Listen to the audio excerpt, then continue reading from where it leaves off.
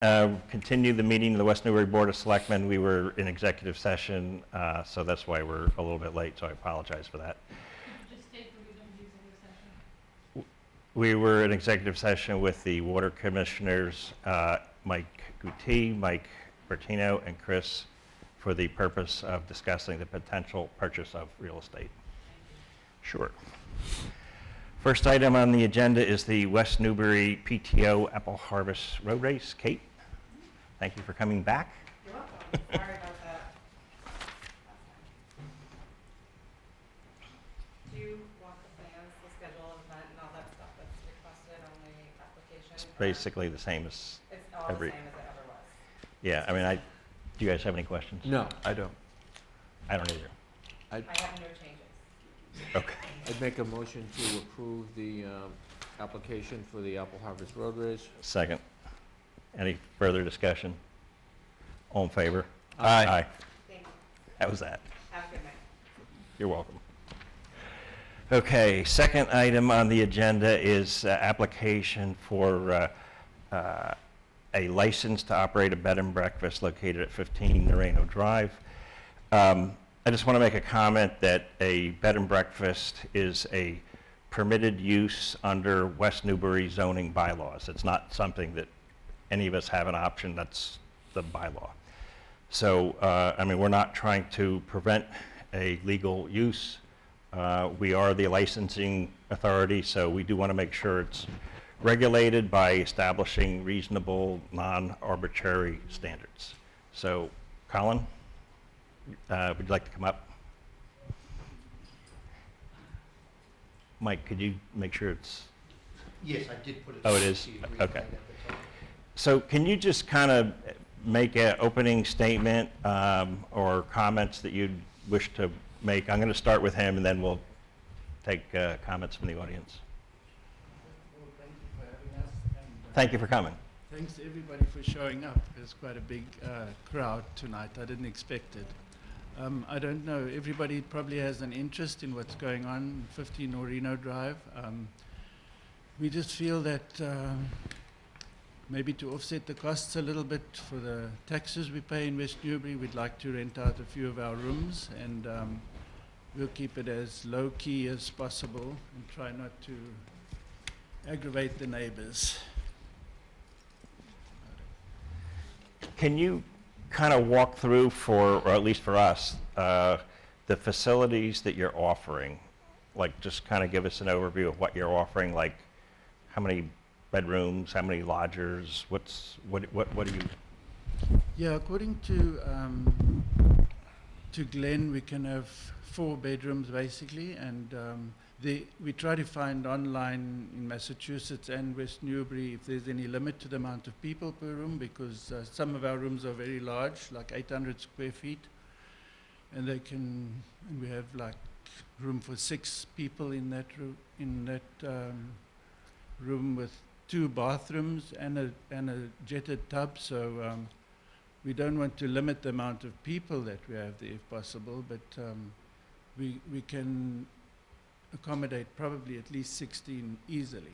And then as far as... When you say 16, are they 16 like that are there during the day or overnight or both? Overnight, and during the day, Glenn said anybody is free to come and visit them. Right. You know. When you say Glenn, you 16 mean... in addition to you Mr. and Chairman? any lodgers at your Yeah, place? we stay there. We live there too, and we have permanent tenants downstairs, but they're not part of the actual.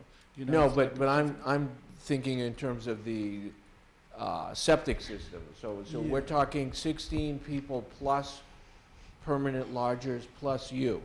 Yes. So that's a lot of people. Yeah. Yes. Excuse me, we just identify, since my name is Glenn, Thank you, Glenn. yeah, but when you are referring to Glenn, you're referring to Glenn Closey, the building inspector, Yes, and yes, not to me. Yes, right. We met him. Okay. Yes, we Thank asked you. him. Thank you. Mine's different.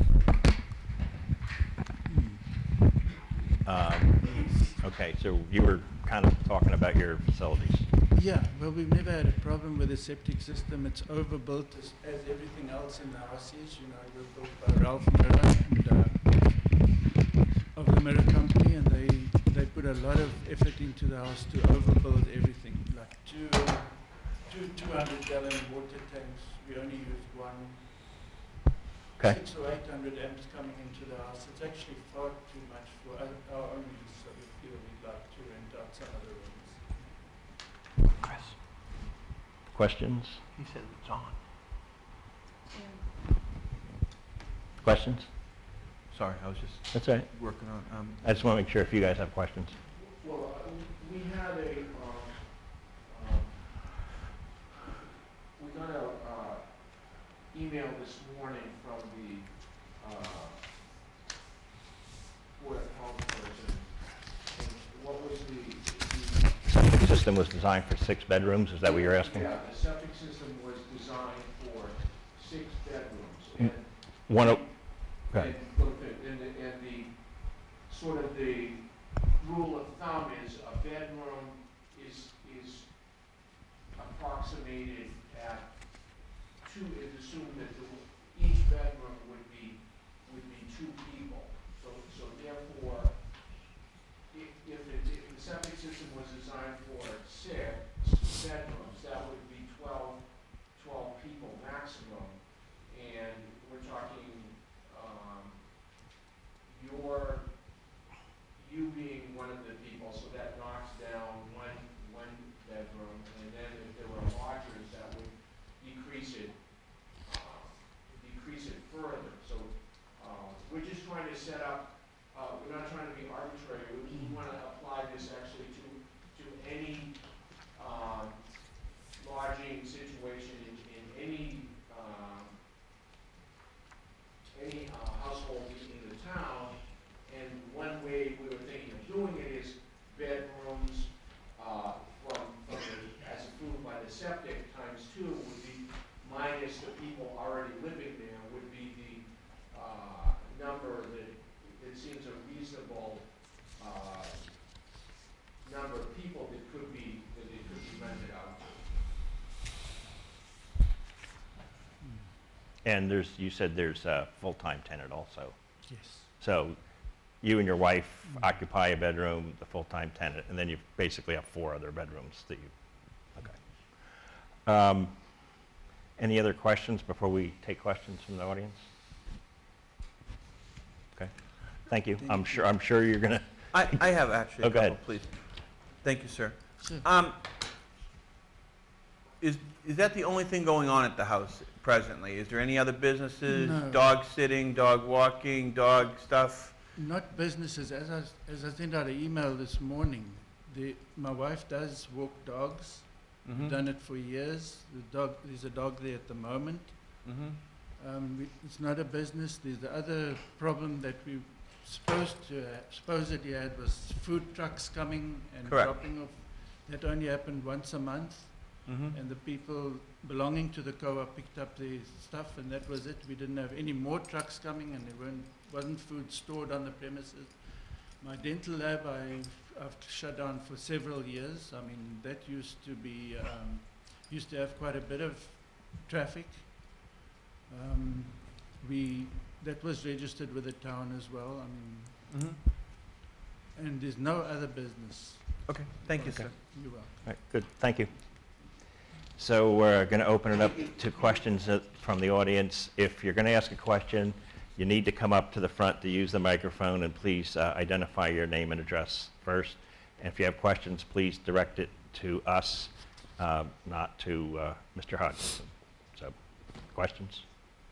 Is it only for questions, or can each Statement. household come up and make a statement? You can make a statement. Oh, E- okay. Either one. Sir, you had your hand up first.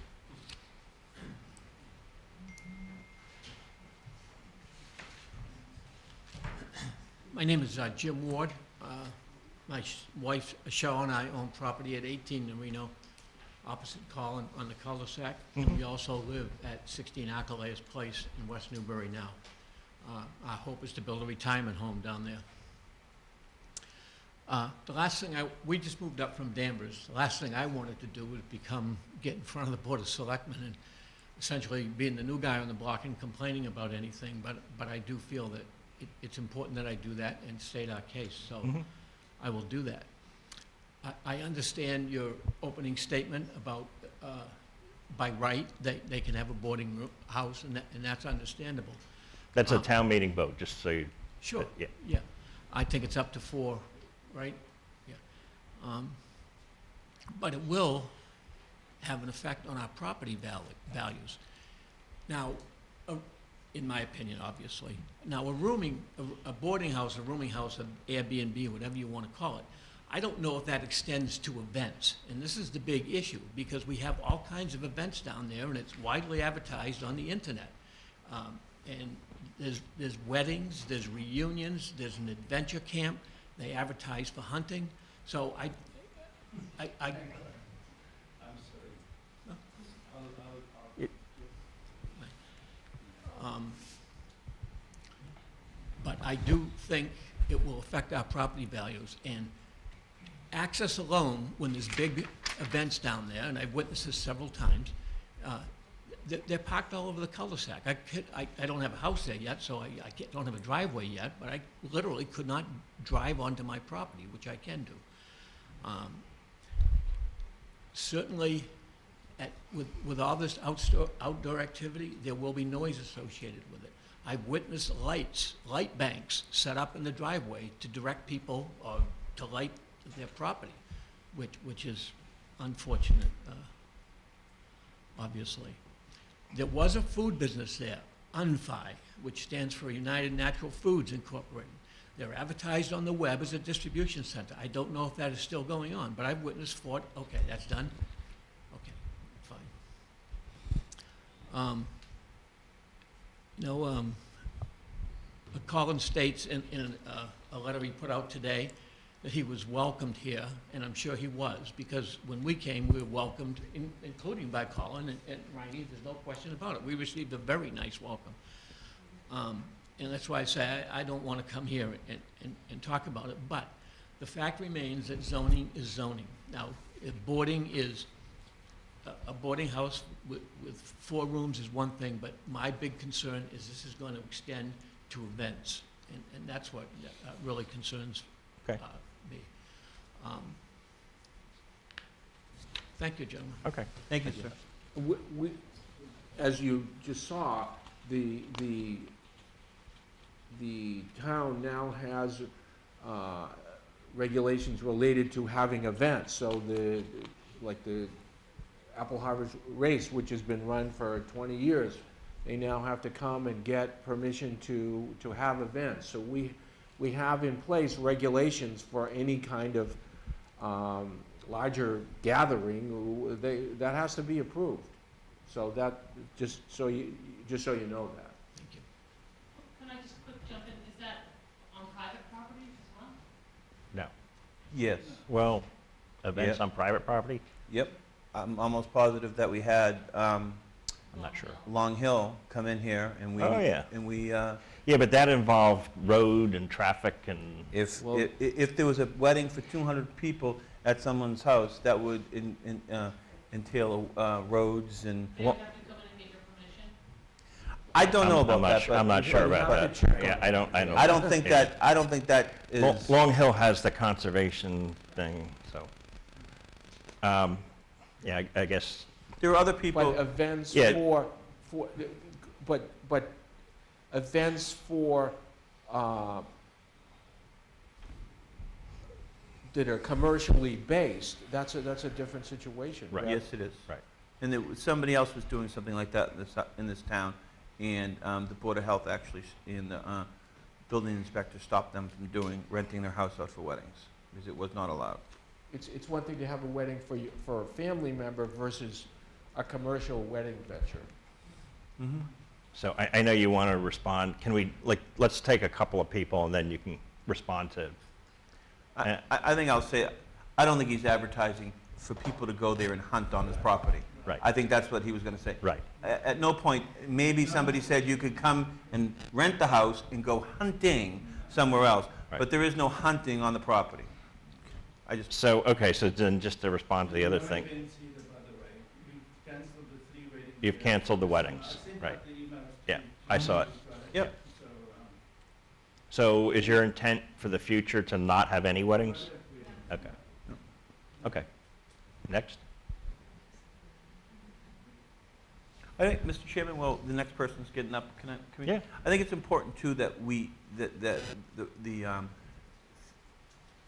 way people are phrasing things, they mean something. Mhm. So when we say boarding house, that has a certain definition. Under our law, a B&B is allowed.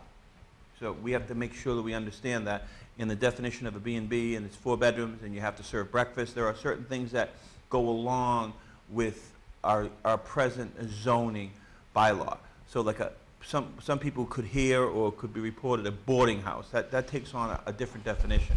Our zoning allows a bed and breakfast, a B&B, which then an Airbnb, and there are other agencies that do certain things like that, would fall under that purview. Would anybody else like to come up and make a comment or ask a question?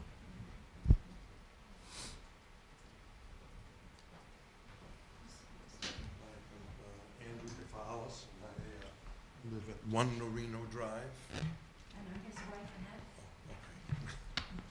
Annette. Thank you for coming in. All right. I bought this house about 4 years ago now, and I was told what a great neighborhood it was, and it is. It was like a non-gated, gated community, was what the realtor told me. And now my wife is afraid to be there alone. We had some things, like we had a very large person come banging on our front door, and my wife opened the window, and they said, "You open up this door, I rented your house." And you know, and they weren't very nice, and some things were said by them, but we just told them that, you know, we don't rent our house. And he said, "Oh, what did I rent?" And I said, "It must be the one down, the last house down." And so they went storming out, and then my wife was putting, we have a little white dog, she was putting the dog in the car in front of our garage, which is about 70 feet back from the road, and this car came whipping through and almost got the two of them. And I ran out and I said, "What are you doing?" I said, "This is private, you're on private property." And he gave me the finger and drove on down the road. So we've had several incidents. New Year's Eve, we had a couple of young people that came around the other side of the house, and they unloaded cases of beer, and they were banging on the door trying to get in over there. And I told them, I said, "What are you doing there?" And they said, "Well, isn't this 15?" I said, "No, this is 1." And they did say, "Well, I'm sorry." They loaded the beer and left. They were at least nice. But we've had our problems with that, and then we have people coming around at 2 and 3 o'clock in the morning that set off our security lights, and either walking or driving through the front of the house. It's got to be a real problem for us.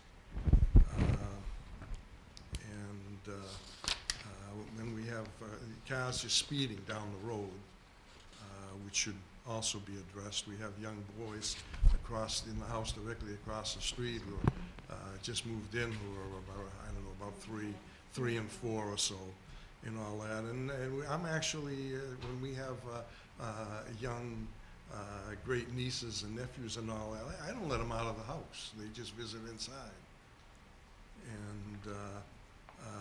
And I was told that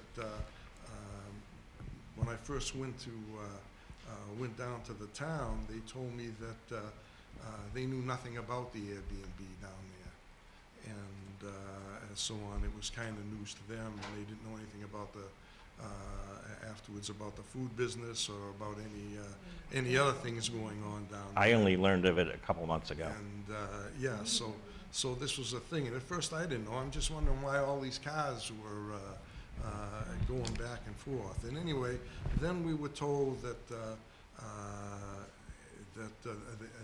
there was a thing that there were only 4 rooms and 8 people. I don't know if that was officially done or what, that there was some type of notification to them.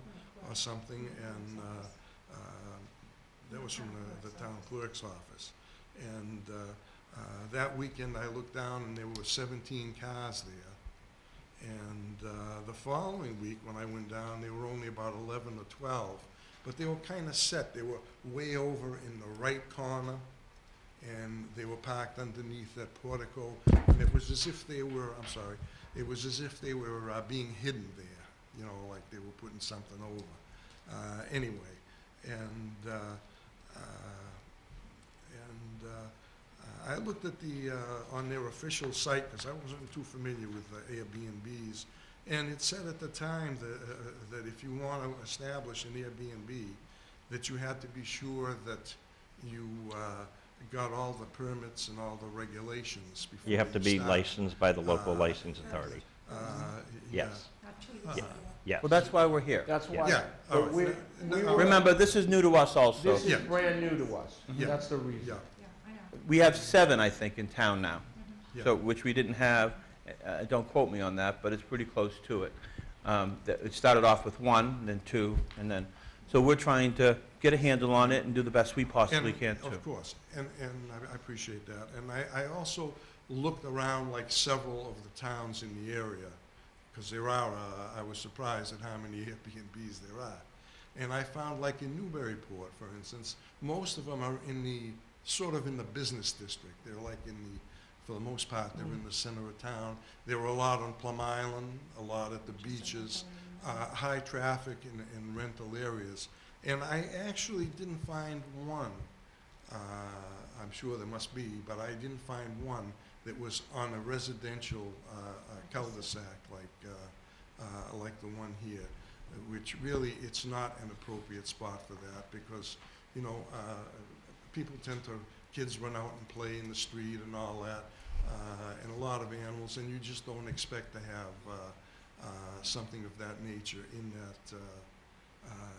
that thing. So my feeling is it's just it's the wrong place to have that. Okay. Plus, it would hurt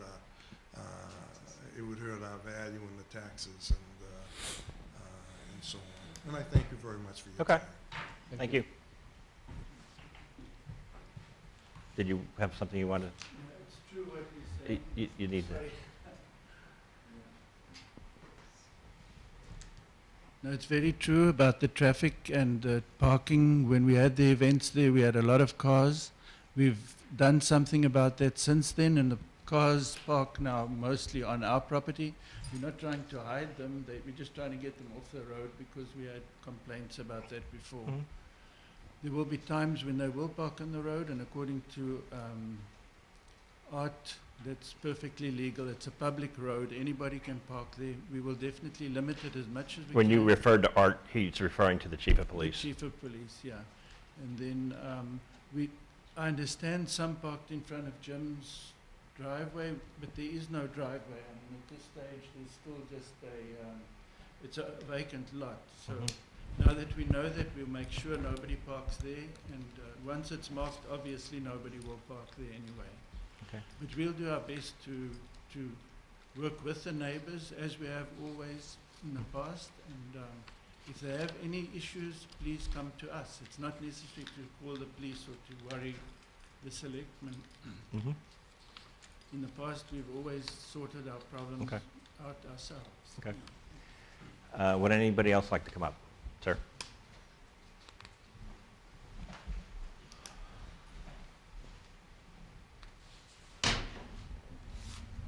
Thanks a lot, Paul. My name is Stu Miller, and I'm at 14 Norino Drive. And I'm Mary Ann Sarabak, and I'm also at 14 Rainbow Drive. And first of all, I'd like to start, before I get into it, respectfully, I don't know the Hodgsons. They may be nice people. I've never met them. I'm just here to deal with the facts that we saw. And you got an email this morning that painted a completely different picture of me.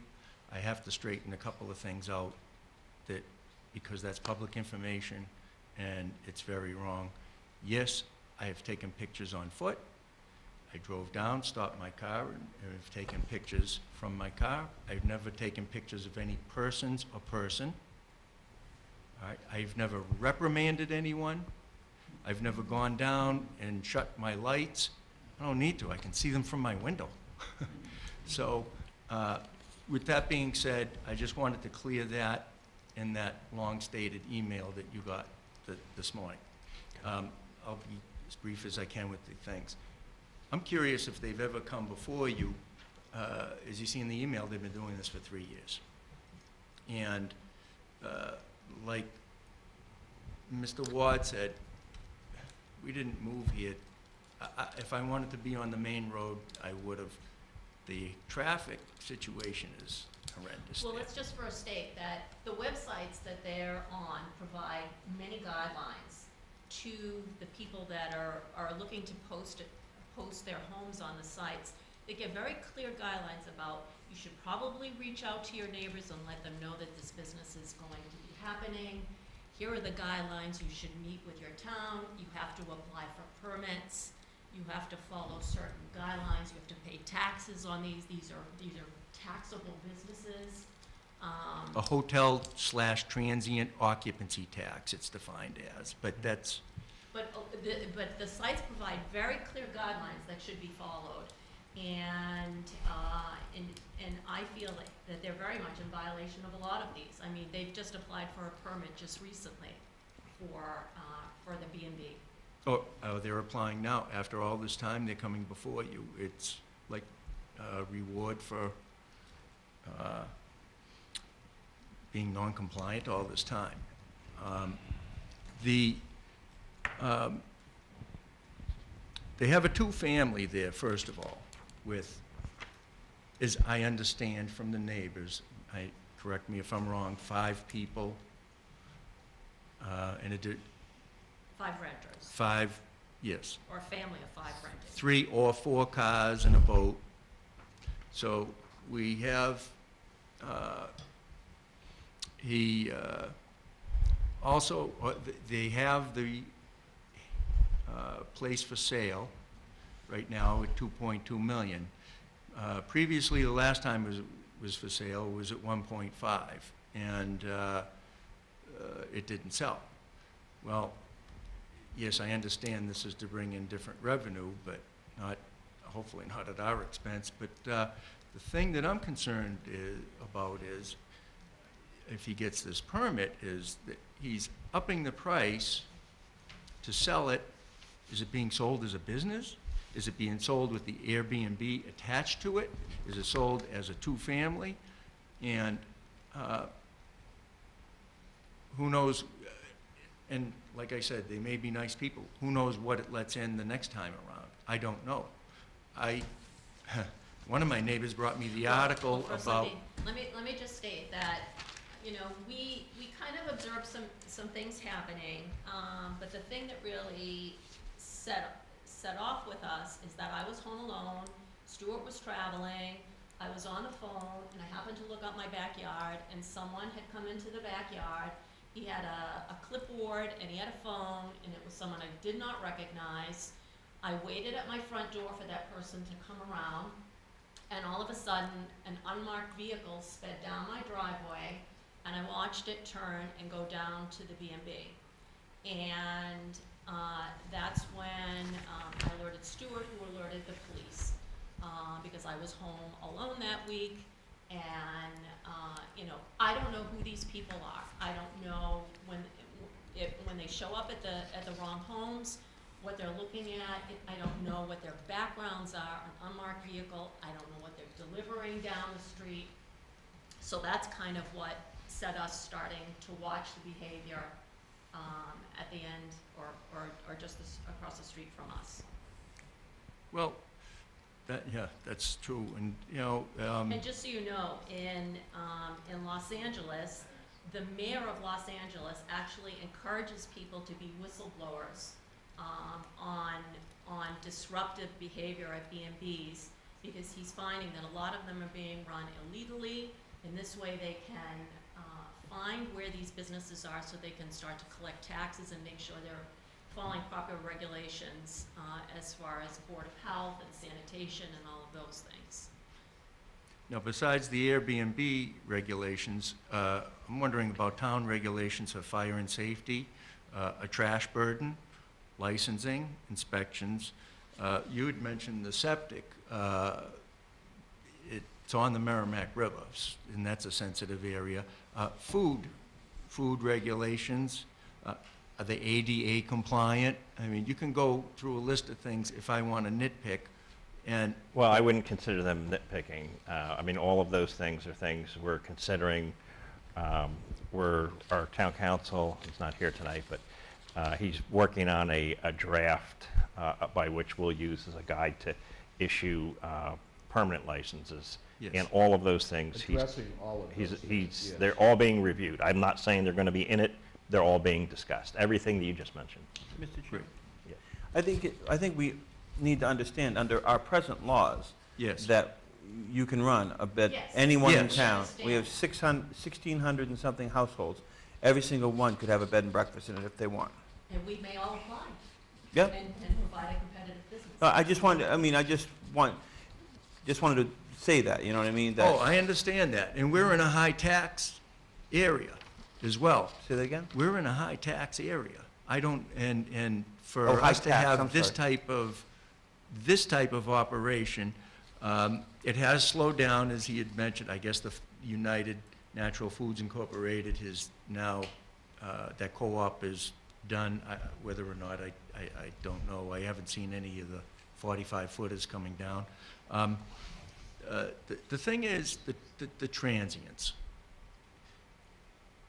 I'm very concerned about who is coming down there.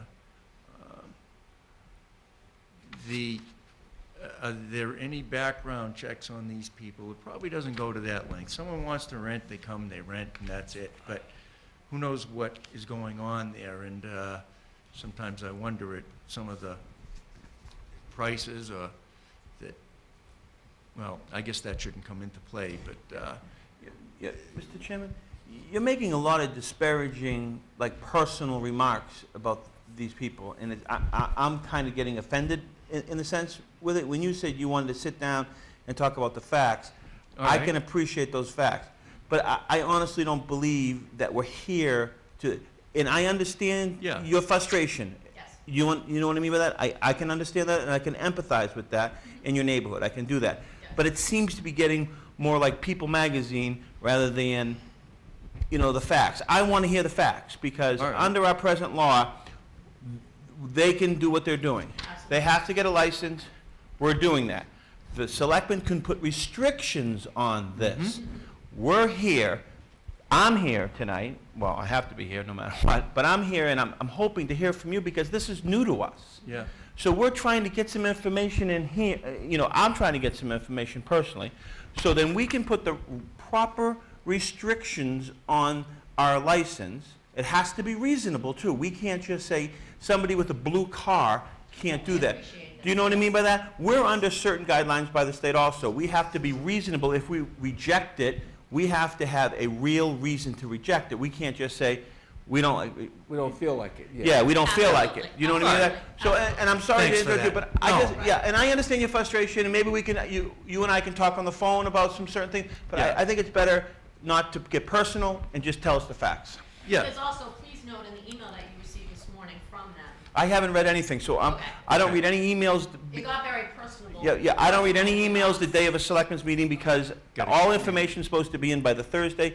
I don't read that, so I've already read my information. I don't want it to cloud my mind. So Not a I haven't read problem. anything. We just don't want this type of event to happen. I don't know. What if you're happened in aware of Lin- the one in Linfield. I understand. Well, We're very familiar with that. Okay. We don't want that either. So when you say about the facts, yes, and your restrictions, Yep. one thing that I'd be very concerned at is cul-de-sac regulations for fire and safety. If someone bypasses us and has to turn around to, whether it's the house below me or my house, to face their engines a certain way, or if they're lined up, they can't make the turn. I've witnessed the trash vehicles not being able to make a turn on Friday morning. That's a concern, the amount of cars. There are several times we've had 30 to 400 cars. Well, that may be addressed with the if events, yeah. we're limiting the number of lodgers. Well, we're aware of an event that's coming up that the 250 guests are invited. In the email, they said that it was approved for this year. Now, that event, they said friends and family. Well, the event is listed on the internet as anybody who's with the AMA Boston or any other people that you know from South Africa, have them come along. Once again, it's, I didn't move into that neighborhood for the. Well, that could be a like you fundraiser, said. that could be a fundraiser at their home also. I don't know about that, or it could be anything, you know what I mean? I've had, you know, a couple of hundred people at my house once for a charitable thing, actually dealing with something in West Africa. So, but if it's like a, you know what I mean by that? Somebody can have a birthday party or have people over also. Oh, absolutely. Yes. Okay. Well, I want to know that we're being proactive also. I mean, Yes. the 18-wheelers Yes. aren't coming anymore. That's because of us. We didn't know Yes. about it. The events aren't happening anymore. Well, I hope they're not happening anymore, and they promised they weren't going to be happening anymore because of us.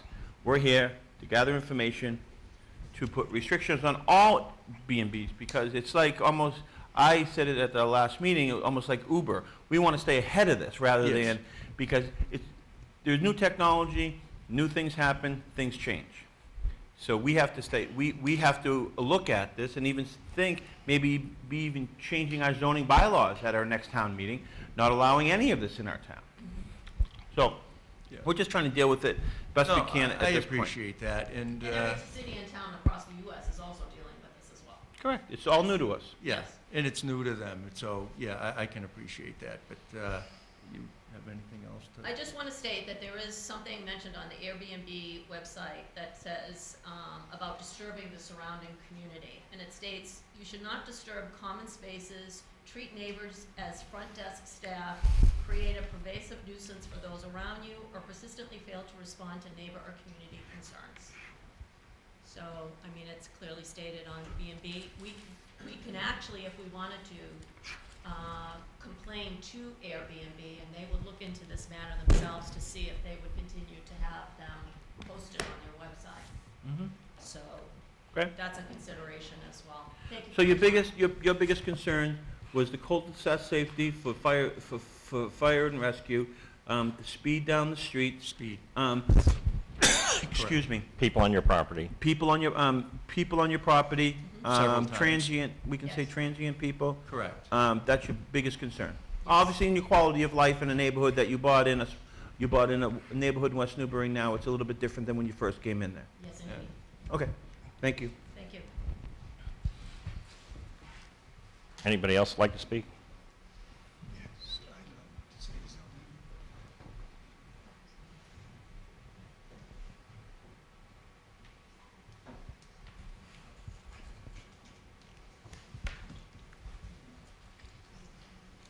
So my name is Steve Howell.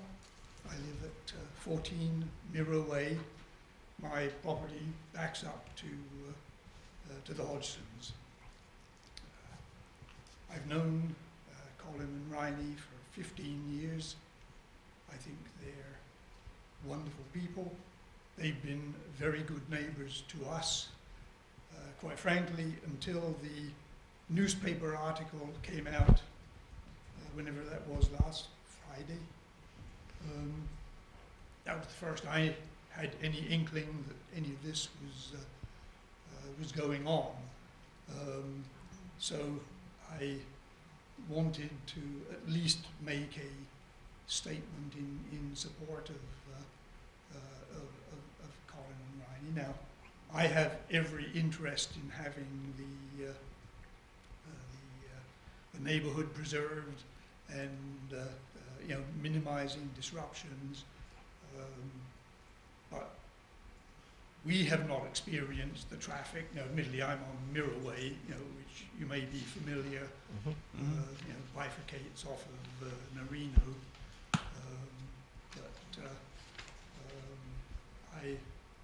I just have to say again that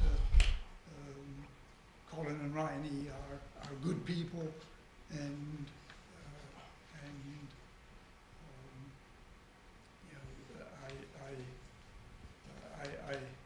I'm surprised, quite frankly, to hear some of the things that I've been hearing this evening.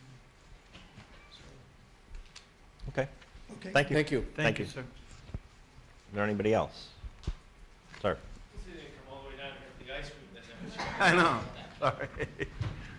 I'll reiterate what that, first of all, I didn't get you, I'm sorry, Joe Clocker. Steve, now. Steve, nice to meet you, sorry. I'm back, he's on the other side, so, I'll reiterate. Your name and Joe address? Clocker, 11 Norino Drive. Thank you. I'll reiterate what he said. I've known Colin and Ronnie for quite some time, bought my piece of land that we built on off from Colin and Ronnie. They're excellent people. But I'm gonna throw in a but with a capital B. There's a place for a bed and breakfast, and there's a place not for a bed and breakfast. I understand the zoning regulations, and everywhere in town can have a bed and breakfast. I've read your zoning regulations from front to back, looking for the word bed and breakfast all over it, and you are correct, you can have it pretty much anywhere you want, A, B, C, no matter where you are. My issue is, and I'm just kind of saying the same thing everybody has, I didn't realize they had a Airbnb down the end of, till I noticed there was a lot of traffic, and I was discussing that with one of the neighbors, and they said, oh yeah, they have an Airbnb down the end. There's an awful lot of traffic. You come down any weekend in the summer, and there's cars just going up and down there all day, all night, and then the large event parking, which I'm glad that Colin realized that. Yeah. And maybe Stu didn't confront somebody, he was defending his nature in that email, but I have confronted two people speeding down the street. I stopped in front of a car, I was walking my dog, there was a car going about close to 50 miles an hour down the street, it was dusk. I stepped out in front of the car, he swerved around me and stopped. My wife said, why'd you do that? He could have had a gun. Luckily, he was a very polite young man. He did not have a gun. He apologized for speeding on the street, and he said he'd slow down and proceeded down to Colin and Ronnie's house. I don't know if your son told you, but I had to yell at him. I'm sorry. If it was my kid, I would have yelled at him. I would have yelled at him too. So I don't want to get him in trouble either. But my biggest concern is the traffic, the noise, the parking, and in safety. I mean, transient is the apropos word for what these people are. They might be great people, they might be brain surgeons, they might be going to their daughter's governor's academy graduation. It's strangers in the neighborhood. I mean, the biggest thing that Vincent told us when we first moved in, Vince Aguirre, was that, hey, this is a very tight-knit neighborhood. We know everything going on, we know everybody coming in, we know everybody coming out. We try to use the same services so that if a truck pulls in, we recognize a truck because we're all using the same type of services. You just have people coming and going. You have no idea what they are. They are not vetted by Airbnb.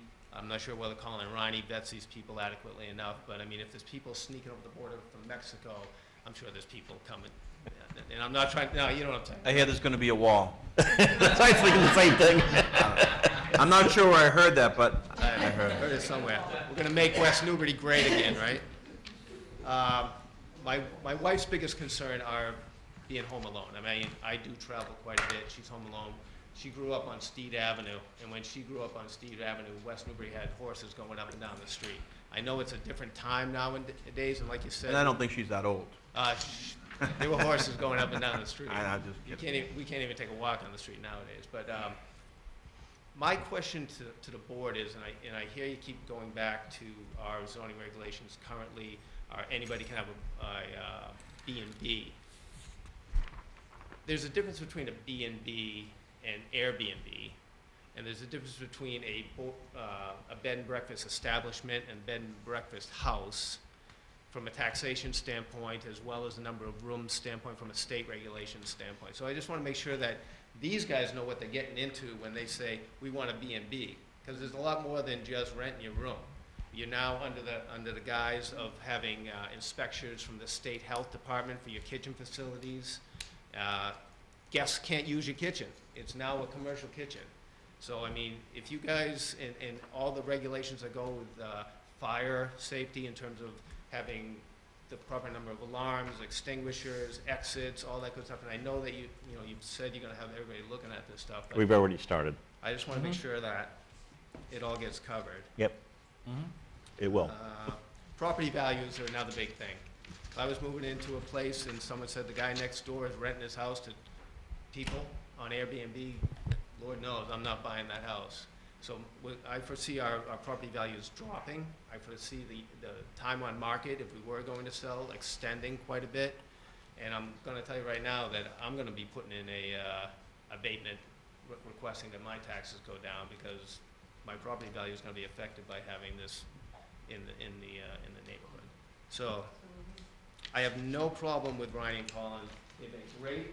Anything we've needed, anything, you know, great people. I don't want to say salt to the earth, but they really are. They really are genuinely nice people. I just think that they're misdirected in trying to have a bed and breakfast in a quiet cul-de-sac residential neighborhood. And I'm not sure whether or not you need to update your zoning to try to put some language in there that dictates, or maybe it comes down to when you guys vote as to who can have one and where That's it's located. that's a town meeting decision, but Okay. it'll be under consideration. I just want to make sure that, you know, like I said, there's a place for B&B and there's a place not for B&B, and a residential cul-de-sac, specifically Norino Drive, is not a place. Well, for just having said that, if it's an allowed thing by the state and at the moment by the town, then saying, just to be fair, because you're on a cul-de-sac doesn't make you special. No, but it It also makes really you- does not. But it might make you relook at your zoning and using some common sense and making sure that if you do Well, give it, there's things that are common sense, but that subjects the town to, you know, discrimination lawsuits and stuff. On a Everything case-by-case. has to be fair to Right. everybody. There's, and, you know, we so you can't want to have. put in well, regulations you that can't say you that can this check the box. neighborhood is okay for Airbnbs and this is not. Right. That's, So you want that would a be checklist. unacceptable. So you basically want a checklist that you can check off, yep, they meet all those requirements. And Well, that's what That's we're what actually, we're actually doing doing that. that. That's an inspection for the police, the fire, the board of health, the zone, We're doing that. building inspector. Yeah. That's a given. We haven't been, there isn't anything on board because we literally, I think Joe said we found out about 2 months ago, I think maybe even less time than Month and a that. half. We're addressing this as fast as we possibly can. We haven't, no one told us. Right. And it has to happen because it started, I think I don't think they weren't the first one. There's a house on Main Street all the way to Newbury Port on the right-hand side. I think that was the first one. They were the second one for years. And then all of a sudden, doing our due diligence, we looked up. Oh, yeah. There's one almost There's next to about my 5 or house. 6 of There's them, next to, they're There's one everywhere near my now. house. Right. But So the- just so, I think it's important because we'll keep on mentioning this. I think I want to read it. Do you mind, Mr. Good, Chairperson? good. Under Section 5 Use Regulations, Section 5A, 2D allows a bed and breakfast as a matter of right, provided, however, the use as a bed and breakfast complies with the definitions set forth in Section 2, definitions of the town zoning bylaw. Our zoning bylaw has defined a bed and breakfast as a house or portion thereof where up to 4 lodging rooms with meals are provided, providing that the maximum duration of any tenant shall not exceed 15 days. The operator shall live on the premises or in an adjacent premise immediately abutting the residence with the bed and breakfast facility.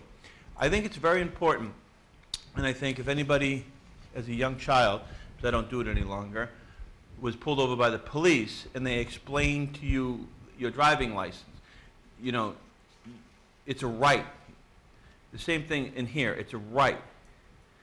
So we can put restrictions, you know, it's not a privilege, it's, you know, we give the right. So that falls under here where we can put the conditions on the license that we see fit in the town of our size and our, you know. So where do the state regulations come into play? Do they come into play at all, or is it strictly town regulated?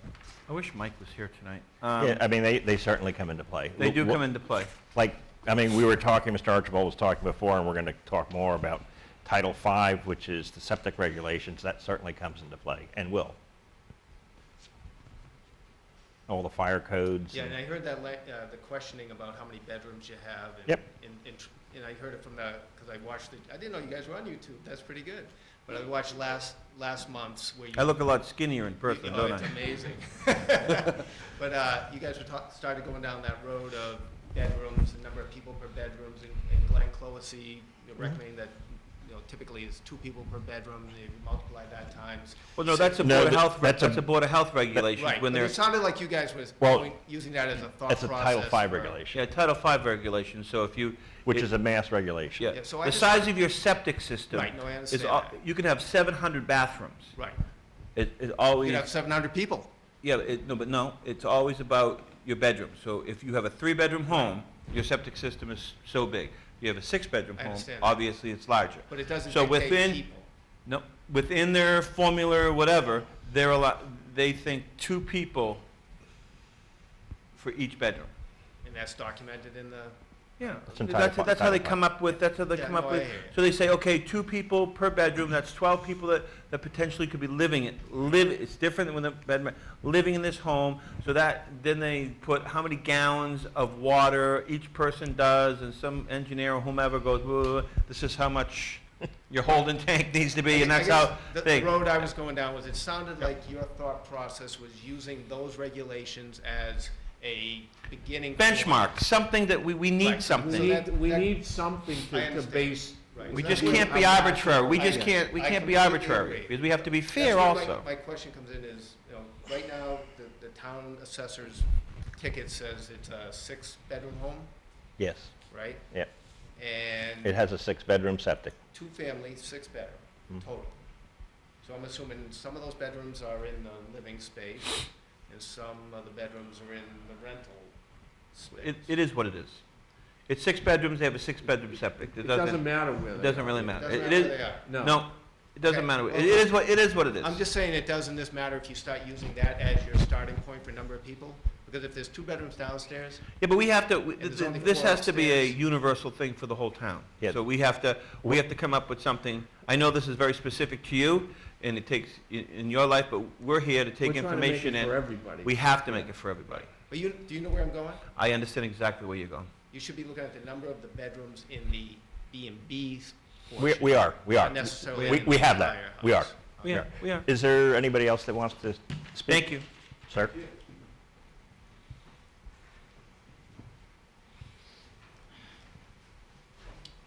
My name is Bob Williams. I live on Main Street at the other end of town. And I'm concerned about the regulations, Okay, good. and for one reason. The laws are intended to help make it uniform for everybody, but we can overregulate to the point where you can't do anything in your own home. Except It's time for that we stop looking over our neighbor's fence and stayed in our own backyard, so to speak. The consideration on these regulations, especially when it comes to septic, have to include that it's an intermittent load. It's not a constant load. So I think there's a lot of stuff that will have to be considered here. But it's time that we focused on what's going on in our own backyard, rather than what's happening in our neighbors. Well, I understand that, but people are concerned. If you had people speeding down your street, which you probably do, because it's only at 50 miles an hour there, you might not notice. So I don't want this to get, I don't want it to get back and forth. You know what I mean? I appreciate that. I'm glad you came. I was hoping more people would come. That's why it was important for us to have it in the newspaper, because everybody's going to eventually have to have a license. By law, they have to. We didn't even know that. We knew these existed before. We were ignorant. The state Yeah. mandates that we license it. Yeah, that the I local understand that. licensing What I'm saying authority is does. now you're looking for a holistic approach to this. Yep. And I understand that. I hope you will take the due diligence and the time to look at this on a real broad basis so that we don't pigeonhole this in as a knee-jerk reaction. Because that will inevitably create more problems for us down the road. The fact that somebody wants to come to West Newbury as a destination point says a lot about our town. Yep. And I think some of the things that people miss is the things that they're complaining about in a lot of cases are the very things that they would pursue if they were going someplace else that they were unfamiliar with. So, I mean, you have to balance this. So please, when you look at this and you look at the regulations, I understand it's zoning. I understand it's Board of Health. I understand you've got fire and safety as well. I deal with these things as a contractor all the time. I also have seen that the cost of doing business continues to go up every time somebody writes a regulation trying to protect somebody. So in a lot of cases, it's redundant regulation. I think before you move forward, you need to make sure that you're not putting this on the calendar to be a quick fix Band-Aid situation, and that it actually is a cure for an issue. We looked at a few other towns to see what their regulations are. A number of and other towns. We're trying to be, user-friendly, to be honest. And for example, I think Brookline's was 13 pages long for bed and breakfast alone. So just take that with a grain of salt in terms of what we're trying to keep things simple, but the regulations can be monumental. So there's a compromise there somewhere. We have to do something. We can't just not. It's not the year of no regulation. Yeah, there's a lot of state regulations that, regardless of what we say, are there, i.e. like fire regulations. They're quite comprehensive. So, I mean, a lot of what we're looking at is just to kind of the size of the nightstand and. Well, you're talking about Brookline, but I'm yeah, talking but about. I'm saying, so that's I understand how that, crazy and it what I'm can saying, be, yeah. what I'm saying and suggesting to you is let's make sure that we're actually applying the laws that are in place first before we start writing more laws that overlap. Well, I don't because think- that will I cause don't- only more confusion. I don't think we're gonna write any new laws, but by law, we have to give it a license. Which is another law and another regulation. Yeah, but that's Well, we not- di- we but didn't that's create not- that. We didn't create that. So we have to do that. That's our So now job. we put our name on it, we're making sure that's right, because if it's not right, we're the ones to blame. And Go ahead. Just go ahead. one more Sorry. sentence, please. But I don't want anyone leaving here also. I understand what you're saying, and pigeonhole, because yours is not in the neighborhood, and I understand that. But I think the experiences that the people that talk tonight are real. I understand I mean, that.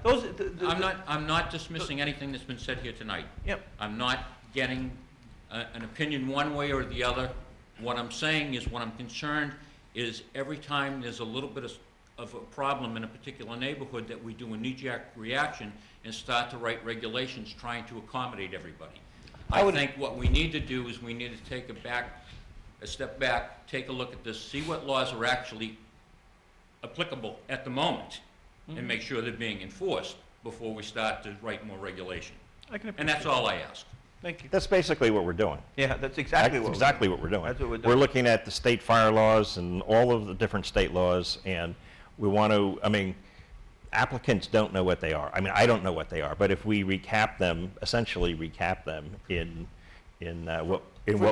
example, I don't think it's unreasonable to have if a place was, say someone's coming from Liechtenstein or whatever, and not familiar with living in the United States, I don't think it's unreasonable for the place that is advertising itself to the whole world that annually the fire department took a look at the exits and saw that the exits were working. I don't think that's an unreasonable thing, and that's what those are the kind of things we want to do. Right. And I agree, I understand that. All I'm saying is, I just want to make sure that when we look at things, especially with regards to septic systems, on a particular situation like this, it's different than a homeowner who's going to assume have steady load on that septic system rather than an intermittent load. I think we're putting a little bit too much emphasis on that. I think, not us, but people. We just said that and everybody gets scared. I know I do with mine, but whatever. We're just trying to get a benchmark. We're trying to think. You know what I mean by that? We're not putting emphasis on... No, and I realize, and as somebody in my industry in construction, I realize that the septic systems are generally over-engineered to exceed capacity 2 or more times than what they're listed as. So there's a cushion here for everybody, and I just think people need to be aware of that, but especially if you have a party at your home and all of a sudden you have 50 people at your home, your septic system usually isn't a problem. It'll take it for a short period of time. It isn't going to be an issue. And I think you need to keep that in mind with something like this, where they may have 2 people a week.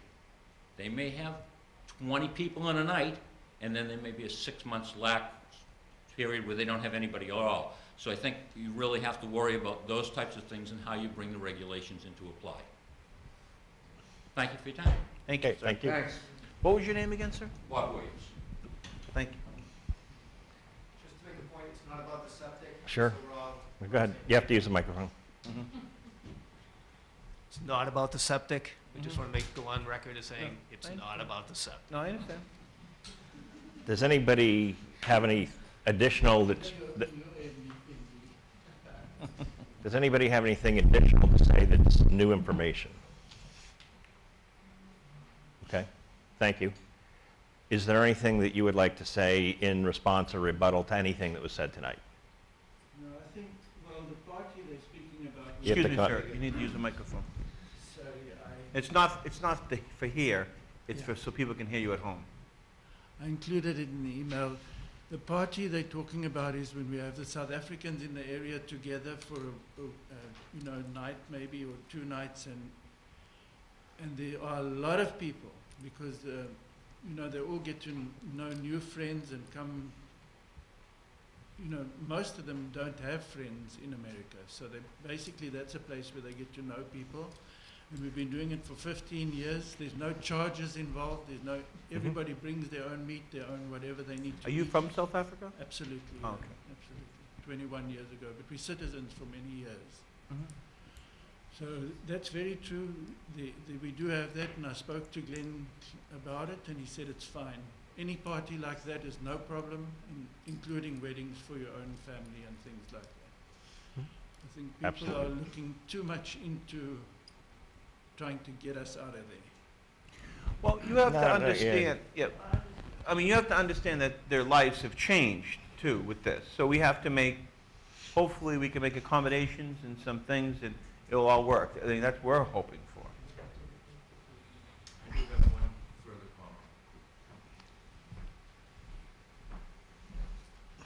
comment. Thank you. I do have one further comment, and keep in mind that their place has been on the market before, and it's on the market now. What does that say about their concern about the neighborhood if they're trying to sell their property? Thanks. Yeah, but well, this can't, I Mr. think Chairman, that's this irrelevant. can't be. Sorry, but I yeah, do yeah. have to answer.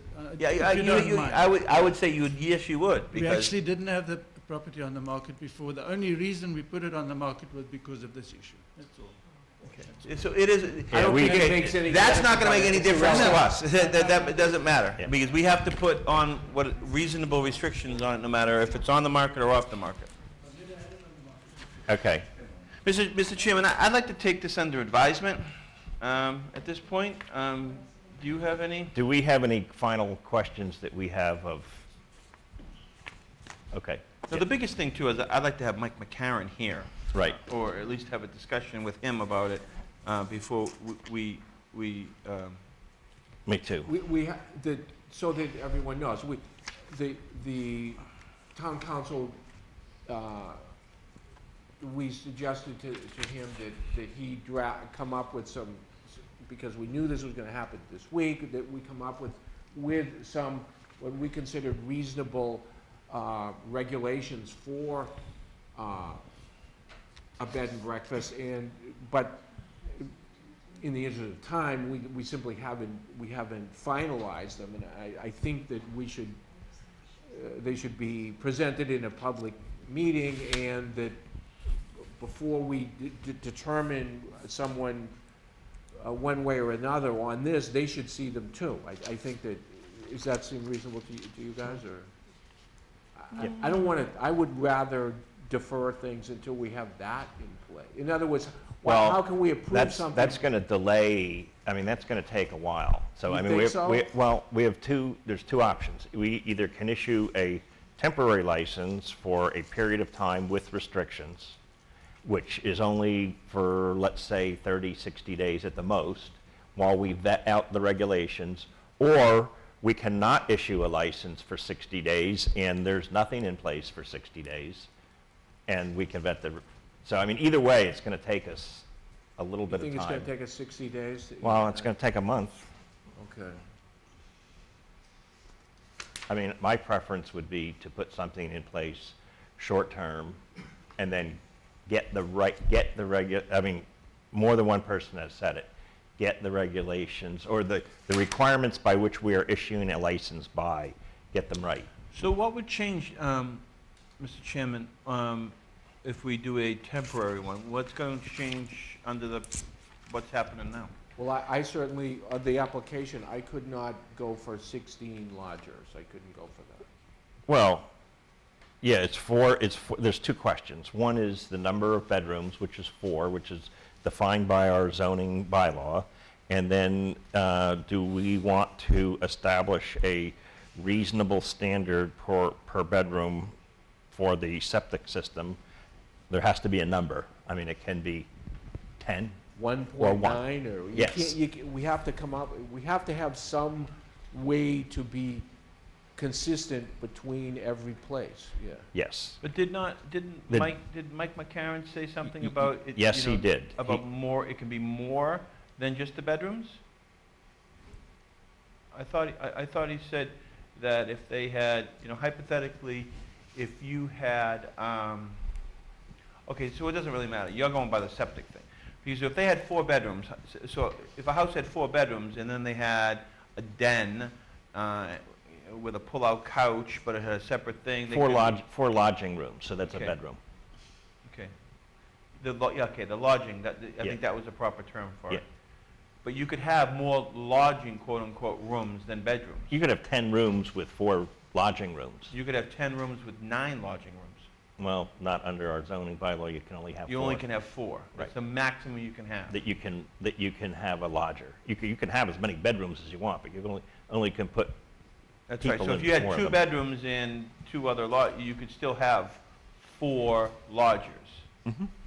So our present law says up to 4 Rooms, lodging rooms. right. Doesn't say anything about bedrooms. You see what I'm trying to say there? Well, I'm interpreting a lodging room as a bedroom, as a lodging where you sleep. I think Yeah, that was- but a person could have 3 bedrooms and they could live in 2 of them or 3 of them. Well, you can have 6 rooms, 6 bedrooms, sorry. You live in one, you rent, apparently there's a long-term lease with somebody in one, and then you've got 4 other bedrooms that are part of the Airbnb. Yeah, but you understand what I'm trying to say? You can have 4 lodging rooms, so you could have. You're coming to the same answer, it doesn't matter. Yeah. Yeah. Okay. So, I mean, the question is, do we want to have a reasonable standard per bedroom based on Title V regulations? On the place. No. You need to use Those it. Hold on. You need to use the microphone. Not by which to issue a license by. That's the point. So therefore, because I understand everything, but to hold up and refuse a license because the town doesn't have it in place. Yeah, we're not going to refuse a license. No, we're not Okay, refusing a license. Okay, then it's temporary for 60 days, and what is a B&B? Okay, That's you the need, see, definition, this is what I mean, you need to define that. I think that, do you mind if I speak, Go Mr. ahead, Chairman? yeah. We need to license these B&Bs, Yes, okay? We're not ready for the final license, okay? So it's been suggested that we have a temporary one correct. for 60 days, just so we can have some sort of license with some restrictions on it, until we do the formal license. I understand that totally, but then okay. the question is, what you're struggling with is what deems a lodging room? And how many people can stay in the lodging room? Yes. So Okay, that's, so you can only have up to 4 lodging rooms. Right, But it doesn't, in the bylaw, it doesn't say correct. how many people can stay in those lodging rooms. So Correct. theoretically, if one of you, I mean, there's some pretty big houses in this town. That's Okay, correct. so one of your lodging rooms could be as big as this room, That's correct. and you could set up bunk beds, and you could have 20 people in there, and our present zoning bylaw doesn't say you can't. That's correct. Okay, so, but we think that's, I personally think that would be a little excessive I to put on anyone's neighborhood, if it's a cul-de-sac or not. I agree. So we're trying to come up with some type of formula with the numbers. So so we can only deal with multiples of 4, because that's the maximum you can have, correct? So that's what Mr. Anderson is talking about now. So do we want to allow 2 people per lodging room, 3, 1, 4? That's what Mr. Anderson we're talking about now. Colin has sort of deemed that, because he knows his rooms, as being 16 at this time. So why wouldn't it temporary for 16 for 60 days until everything is settled up? I can't go with that. Yeah, it's hot, a little high. You said, you think that's high? Yes. But then justify, and I'm just saying, just like Glenn's saying, you could have a room this big, how many people are gonna be able to be, staying with you? And again, it's temporary, it's only 15 days at maximum. So, Well, listen, yeah, if 40 people stayed in this room for 15 days, with everybody had a car or, 20 cars, that would take over a neighborhood. I mean, so you can't. I mean, we can't. But that's not what's being advertised either in the area. I know, That's but, my point. okay, but see, what we have to do, like I think Mr. Williams said, we have to take us out of the present situation, Exactly, understand it and appreciate it, and try to grab some knowledge from it, exactly. and then apply it town-wide. Right, so in 60 days, you can do permanent, so that these are the regulations. Yep. That Colin and Marty have to be. Everybody. Everybody. Right, well, I'm saying that, because if they get a temporary, in 60 days, whatever these things are gonna go into place, that's the way it's gonna be. Mm-hmm. Yes. Yep. No, the temporary, we're making something now because we haven't finalized. Exactly. Right. But it doesn't mean that they're set in stone, no. Right. Yeah, yes, that's correct. Yeah, okay, thank you. So, what do we want to do? I just have one more comment to make, just one quick comment. We've closed, I'm sorry, we've closed the public I will comments. send you another. Okay. Feel free. It's becoming repetitive and adversarial, Just know so, that there were 7 people living in that home. Okay. okay. You want to take it under advisement, or? I mean, to me, it's either 2 or 3. I mean, I agree with Mr. Archibald, 4 is probably over the top. So, I mean, the question is 2 or 3. Per room. Right. But see, if we're gonna start putting numbers on that, then we have to have our building inspector inspect the rooms. Because we could say there were 3 people, and they can consider a closet a lodging room, because we have not put any regulations on that.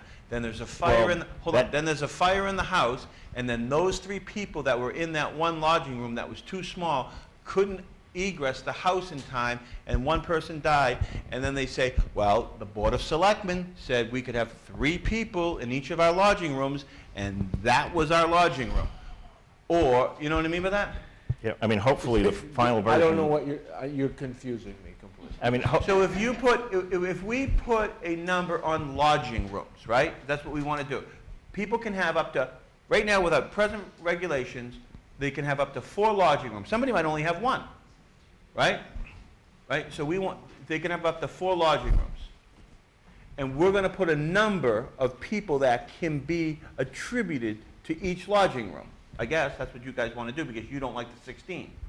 Okay?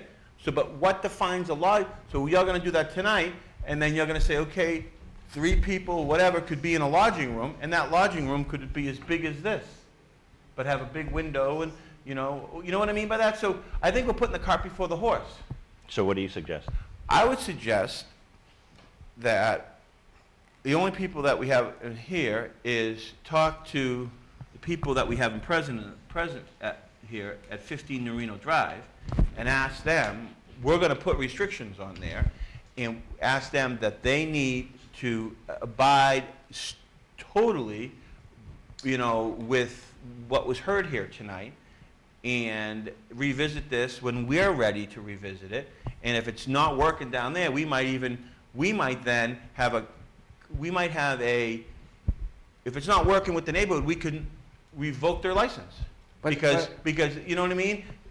I can't see, we're talking about a bed and breakfast here, not a Days Inn.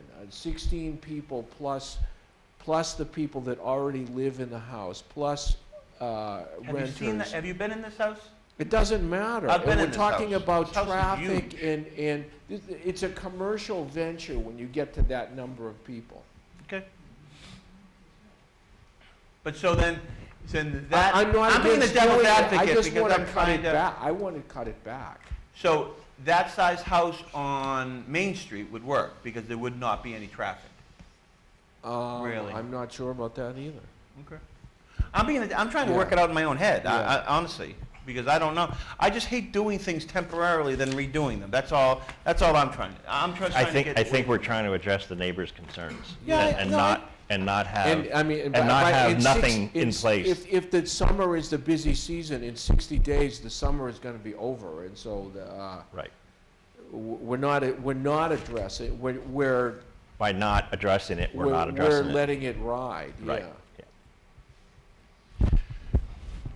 We allow up to 4 lodging rooms. I'm going to say this for the 400th time tonight because we need to. We all move get on. that. Okay. Yep. That's 401. So let's do it. If you want to restrict it, let's start 2 people per room.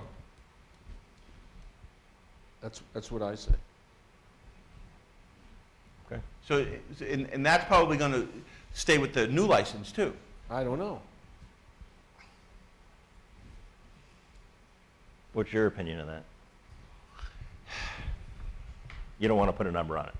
Oh, I do, but I think it's more complex to that. But if you guys want to address something right now, But that means, then we should just do it. we're going to have like, we're going to really make the building inspector do a lot more work, measuring things and determining this one's good for 3, this one's only good for 2.5. You know, it's going to be.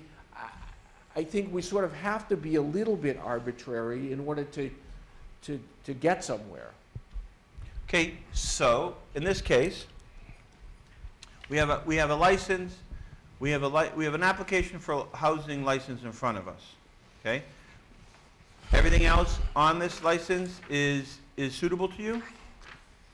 We'd have to modify, this is designed for a permanent license, so everything except for the time frame, we would have to change the time frame. So you would make a motion saying that we would accept this application for lodging license for Colin M. Hodgson's Villa with 15 Norino Drive for the period of 60 days, and the total number of lodges within those 60 days at any one time can be paying lodgers can be 8 people. Yeah. I agree. Then let's just do it. I mean, if you guys agree, and then I can work it all out when we do the next one, because we're just, like, I'm a kind of person, okay, how much more information are we gonna get in 60 days than this? So none, probably. So if you're gonna. Well, no, maybe we are going to get more information. Yeah, but I kind of agree with you, Archie. You have to, in my world, I'd want to see it, but you're right. It's almost impossible to be able to police, and we have part-time staff as it is. The fees, minimal in that respect. We'd like to have fees pay for the work that's going to be done, so it's more like a user fee, but It's not going to. no, It's going to cost us money from an inspection and monitoring. Oh, without a doubt. I know. So I haven't heard a motion, just so we can move on, Mr. Archibald. Okay, I'd make a motion to approve this application for a lodging house license with the caveats that it be for 60 days starting tomorrow, and the total number of lodgers would be 8. And at the end of 60 days, we should have our town more formal regulations in place, and it can be revisited. I have an interpretation question. So you're saying including the draft regulations that Mr. McCarron wrote with the change of the date? Ooh. Are you saying, is that what you're saying or no? No, No, because we haven't, those haven't been vetted. Okay. vetted at all. Yeah, I mean, I read them, they look fine to me, but that's Yeah, I fine. like them too, but Okay. So we really don't have any, the only restriction, I mean, they're gonna run it the way they've been running it, but we've just put a limit on the number of people they can have overnight, basically. Okay.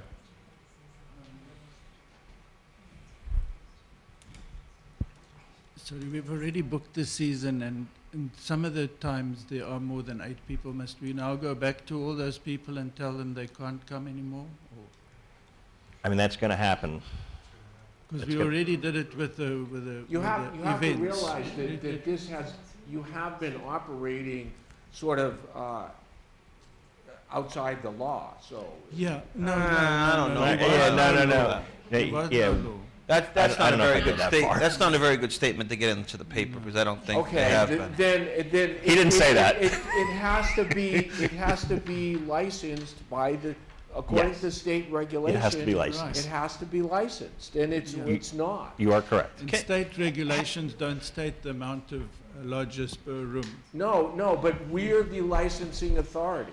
No, We I can make I understand. the things here. I understand.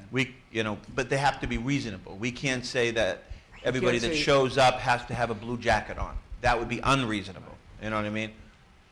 One appreciate- reasonable thing we could say was everybody has to be checked in by 9 PM, so you wouldn't disrupt, because that's something that I would want to see on the permanent one, stuff like that. No one can be like showing up at midnight, checking in, stuff like that, because that would bother people in neighborhoods. So, now, could I ask a couple of questions? Go ahead. Is that been moved and seconded? Second, go ahead. Okay, for discussion, Mr. Discussion. Chairman. Has it been, I really don't want to get it, has it been better? Has it, in the neighborhood? I understand your concerns, and I empathize with them, because I wouldn't like it either, okay? I don't like when people speed down my street and the kids do it, whatever. Has it been better since they've been kind of put on notice? Well, we don't see the 18 River anymore. And that's something that we took care of, but I'm just trying to say, maybe there's a little happy medium here. Hasn't stopped the traffic, that's what you're. Yeah, but I'm trying to say, maybe there's a happy medium. They have people booked. All of a sudden, we've decided today, tomorrow, it's going to be a major thing. Maybe we can have a little leeway, say that this will go into effect in a month, and if we have, you know what I mean? I'm trying to work. I'm trying to be a decent person, but the law is the law. And if you're gonna set this in. Excuse me. You need to use a microphone. No, I know, but people are going to be at home going, It was closed, so. Yeah. I'm sorry. Yeah. I just want, okay, I'm trying to work, you know what I mean? Because if everybody's put on notice in the speeding. We're not bad people. Believe me, we're good, a lot of times. No, I We understand. move to West Newbury because we love the town also, and we don't know these people. I understand, okay. Yeah, okay, I yeah. understand, I'm sorry, that was my fault. That was my fault, Get it going. That's my fault. Procedure question. Yeah. Let's know when license Ho- Exactly. This is a temporary license. Yes. You mentioned that there are 6 other places in town. They don't get a temporary license. How does that work? We have, it's in process. Mr. McCarron has corresponded, hopefully he has already done this, he's not here, I don't know, with all of them requesting they submit a application, and we will deal with them. And you haven't received any yet. I have We not don't know se- that. I have not seen any. I don't know if he has. And if they don't submit one, what happens? Then they're operating illegally, and they'll be dealt with. They'll be what? It's a zoning violation, so, Notify that they're a zoning yes. And they would abide by this same whatever it is. Well, hopefully we'll have the permanent, by the time they would actually come in, we'll have the permanent, And one more question. In terms of safety stuff, like the inspections that people were talking about, that's not part of this. no. And is that, what is the? We haven't vetted it. We have to vet it. I understand that you need to vet it, but what about the fact that you're issuing a license without that on it? That's not an issue? Well, Rule of It is an issue. We don't want to put It, that. it, on. it is an issue. Oh, thank you. It is. There's a lot of things, and it's very complicated. Okay. So today's meeting just decided how many people, pretty much. We haven't voted yet. We haven't decided Oh, you anything. haven't voted, okay.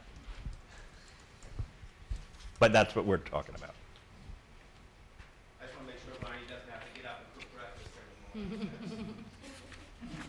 I mean, I have thought about what you said, and no matter, there's no good time to implement it. I mean, that's the bottom line. So, further discussion? No, I would ask that we suspend it for 30 days and then put it into effect in 30 days and then put them on notice and put the police on notice because, like anything else,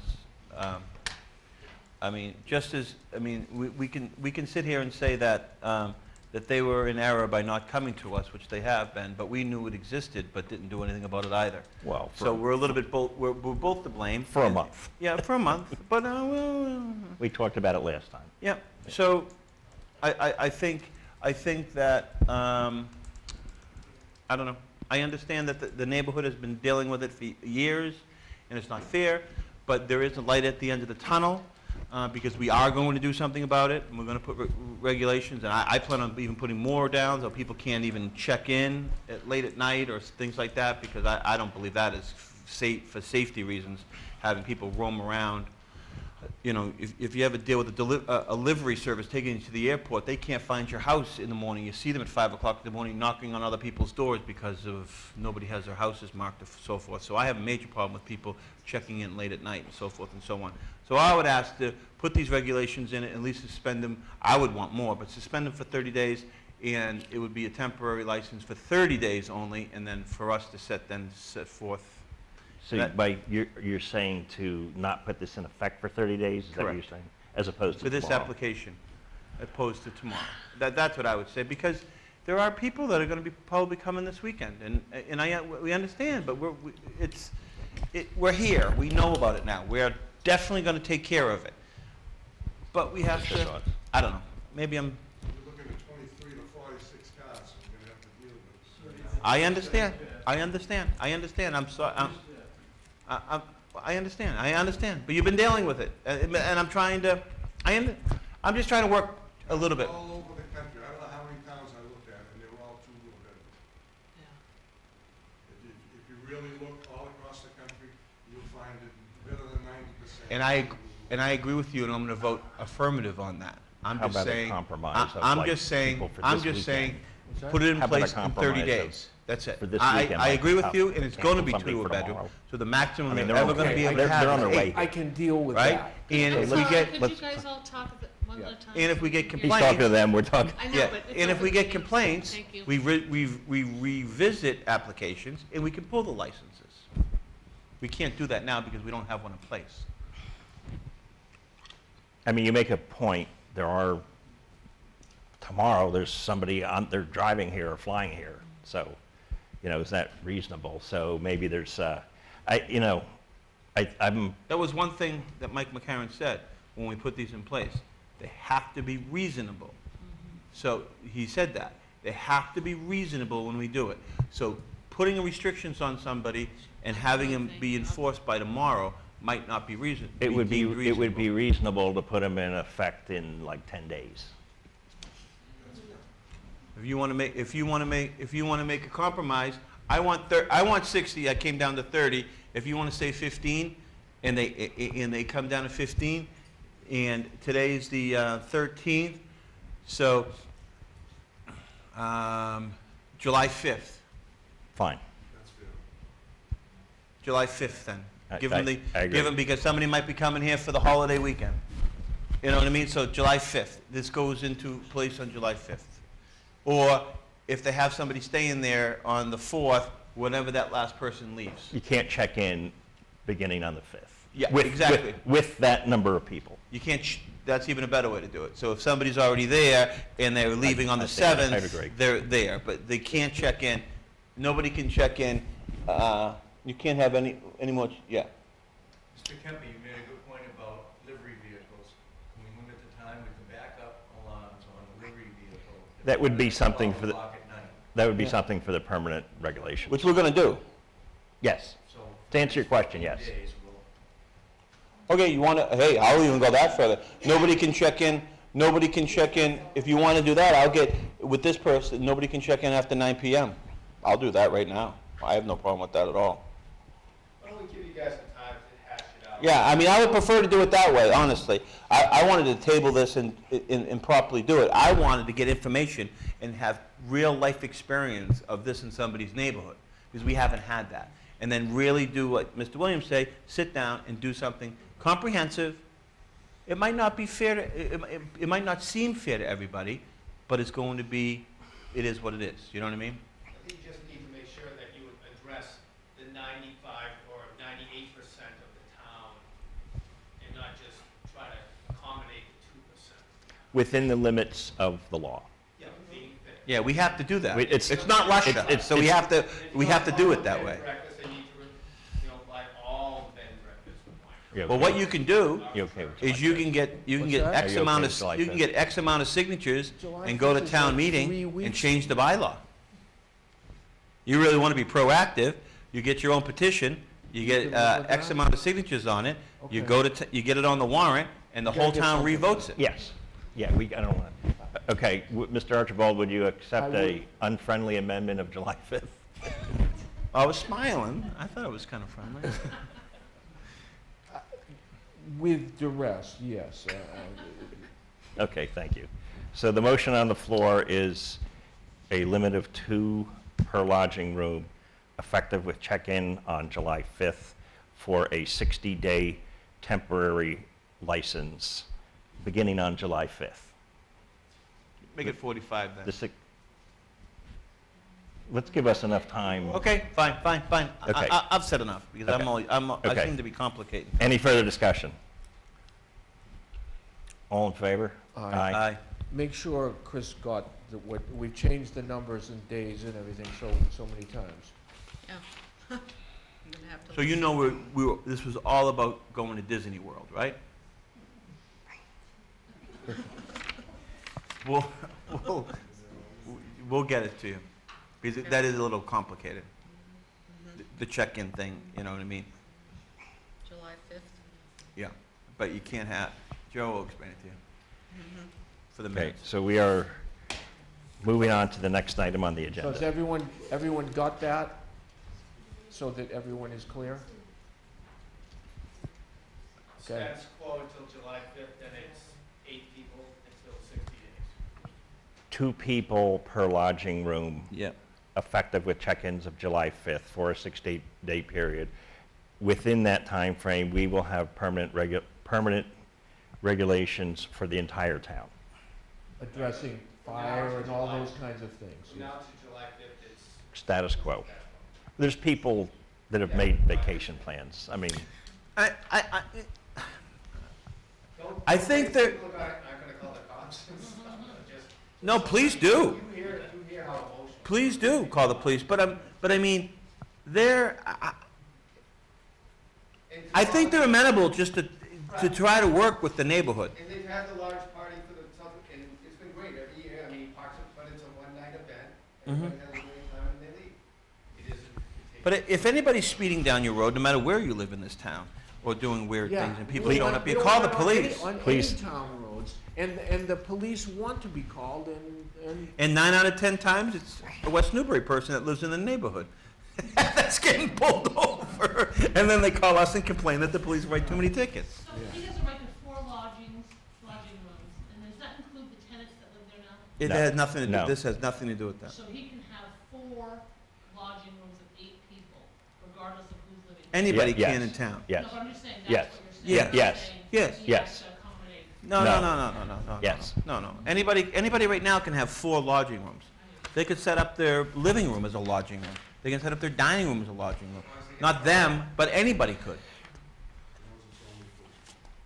Okay. As long as it's 4. They can take all their furniture out of their dining room and consider that a lodging room. What you're saying is lodging is different than tent. Correct.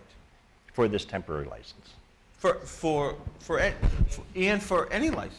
Yeah. Because what you want to do is you have to get the definition of lodging rooms. You have that. I mean, that takes up, that's the key. Okay. Your question. It's 8:45. We are moving on to the next item on the agenda, which is right of first Thank refusal. you, everybody, for coming. Thank Yes. you. Thank you. Thank you for putting up with us. No problem.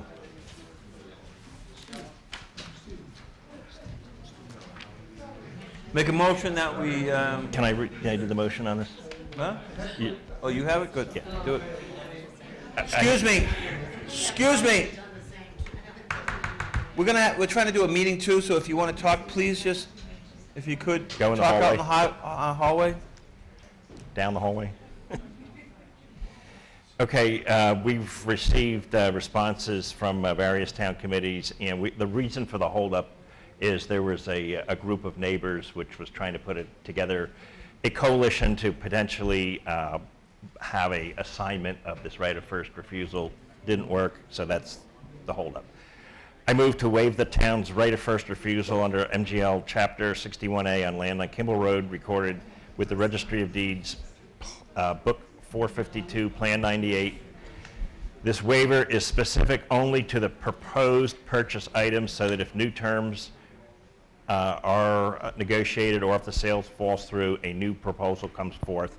The right of first refusal is triggered anew and the 120-day clock will start again, and further ask town council to record this limited waiver of the town's rights of first refusal at the Registry of Deeds. Second. Hey, folks, could you take it down the stairs, please? We're not allowed to close this door.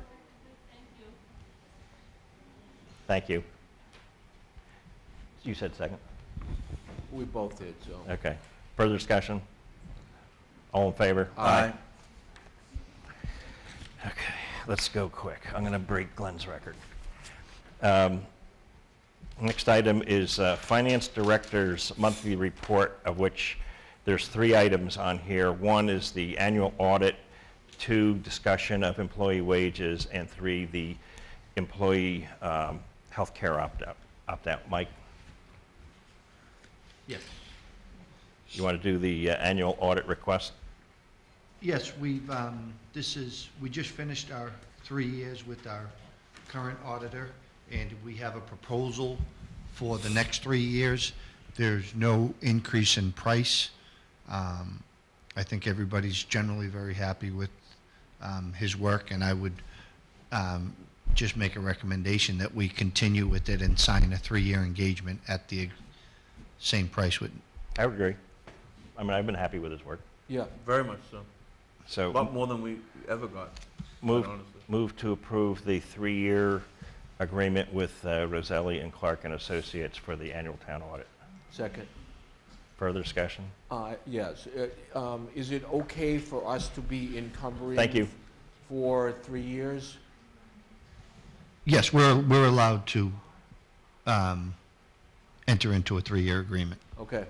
This is one of those items that exempt from 30B as well. Okay. Okay. I've presented you with the wage schedule. Wait, let's vote. Oh. Further discussion? All in favor? Aye. Wage schedule. So this includes the, where's the Council on Aging? Right downstairs. Sorry. She's at home. How's your lip, Archie? You look better. Yeah. It's on the last page. So this has 32 hours on it. So this is not the recommendation. Yeah, I noticed that, yes. Not the recommendation made by the, actually, I wasn't sure who made this recommendation because it's dated May 31st, and I believe the Council on Aging actually met on June 2nd, which is after this letter was written. So I'm not I sure think they were who, meeting down there when we had a meeting. I saw a lot of cars down there. I think they were, on the 31st. yeah, they were, remember I asked you that? Well, they didn't have a meeting posted. Oh, They were, they were posted for June 2nd. Oh, okay. So, I mean, essentially, the ones I passed out were drafts, so if you have any changes, not just any additions or subtractions, We have to vote this tonight? Yes, because the wages for fiscal 17. we kind of held it off, And- waiting to get Yep. this. I will not be here for our 27th meeting. Okay. I'll be away from the 24th to the 5th, 4th. How do we feel about this?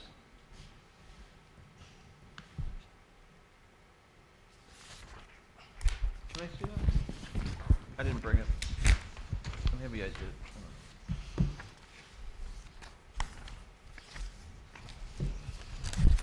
Yeah, it's fine. There's money in the budget for it, correct? The 37 hours? Yes, there's money in the budget for the 37.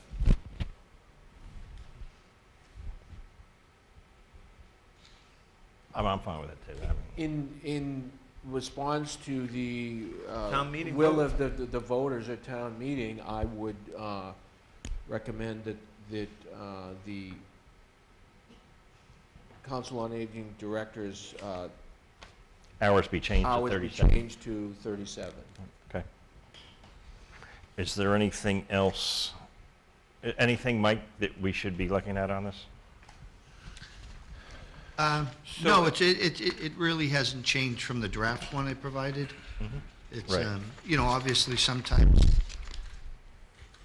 there's something that'll come up when we get close to the end of the year, but I'll let you know. Everybody got a 2.5% raise, other than contractual people and a few other people, correct? Correct. Yeah, everything that we had talked about is incorporated. Yep, I looked at it, but there was some like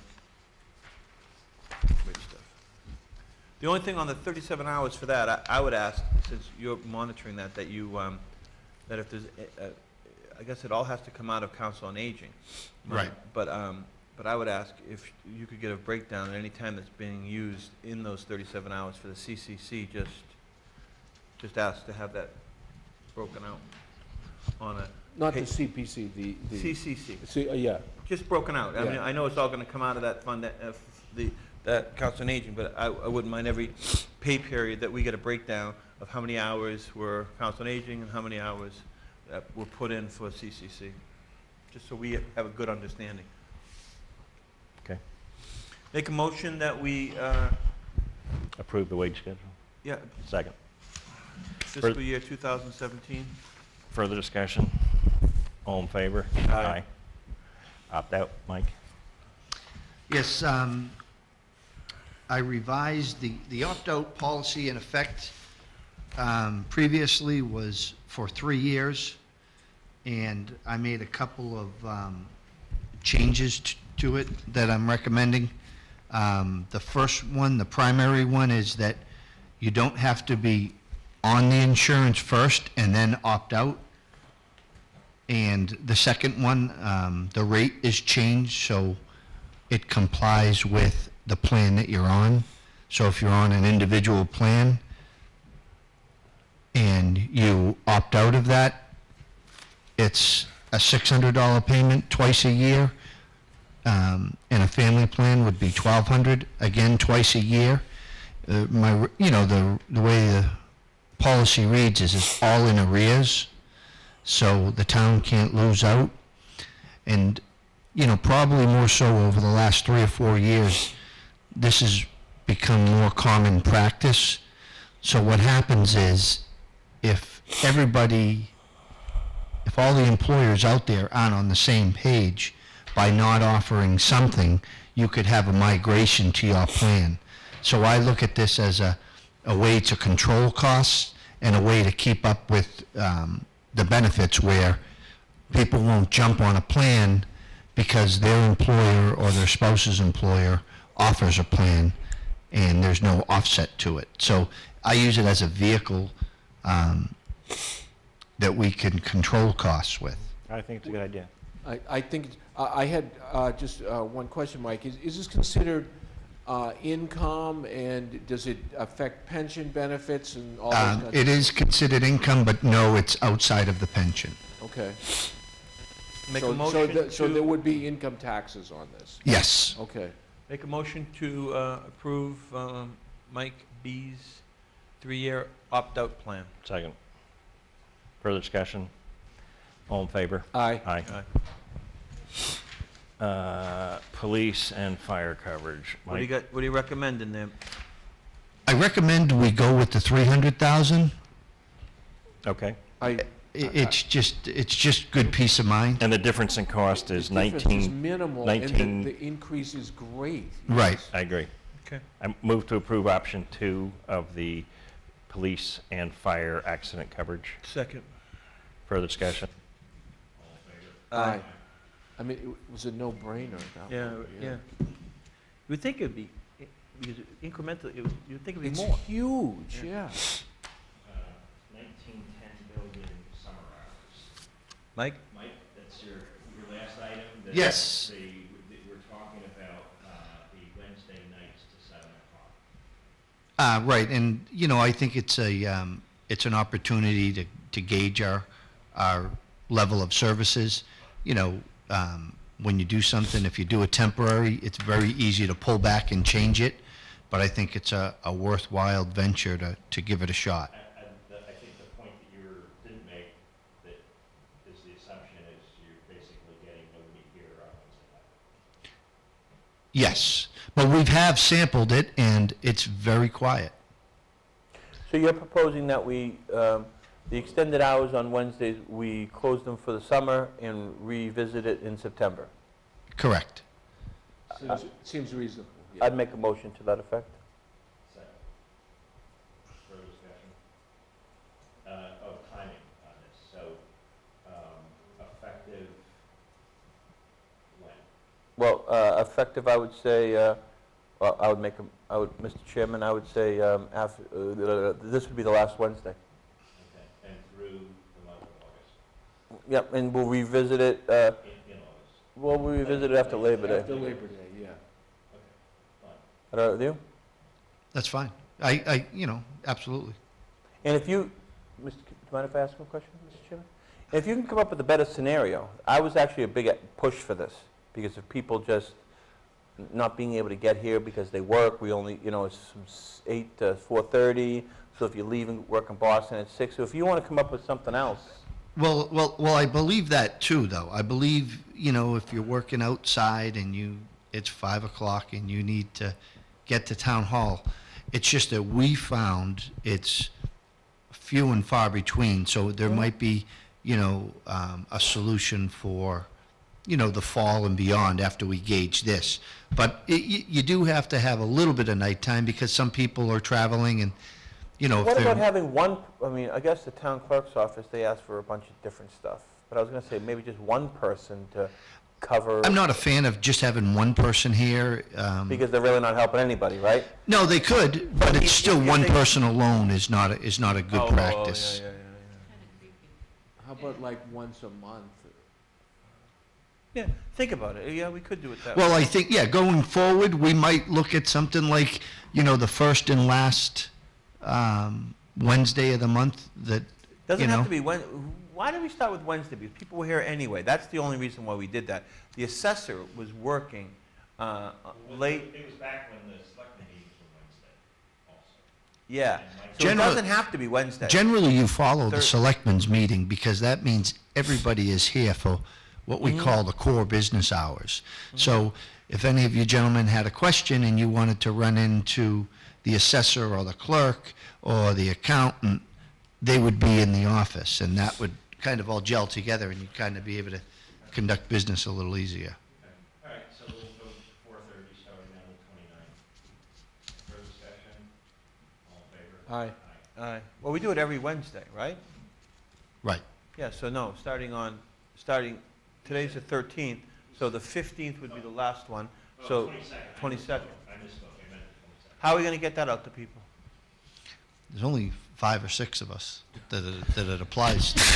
So, Excuse me, I'm talking about the taxpayers. oh, the website? Thank you. But we have sampled, it's been a long time since, You've had somebody come in? yeah. Well, if Jen, you're going to put that in your paper there also, that we're going to go to summer hours, that we're only going to be open from 8 to 4:30 Monday through Thursday, 8 to 12 on Fridays. Yeah, I mean, I Right. happen to be here maybe 3 Wednesdays in the last 6 weeks, just by random happenstance, talking with Mike McCarron for an hour. There's nobody here. Yeah, I. Well, that was, it's I mean, like nobody. that was a big thing for me, so, I don't know. You're right, maybe every other, once a month. Yeah, I think Well advertised sometimes you, once a- you tie them with the selectmen's meeting, so everybody kind of goes together.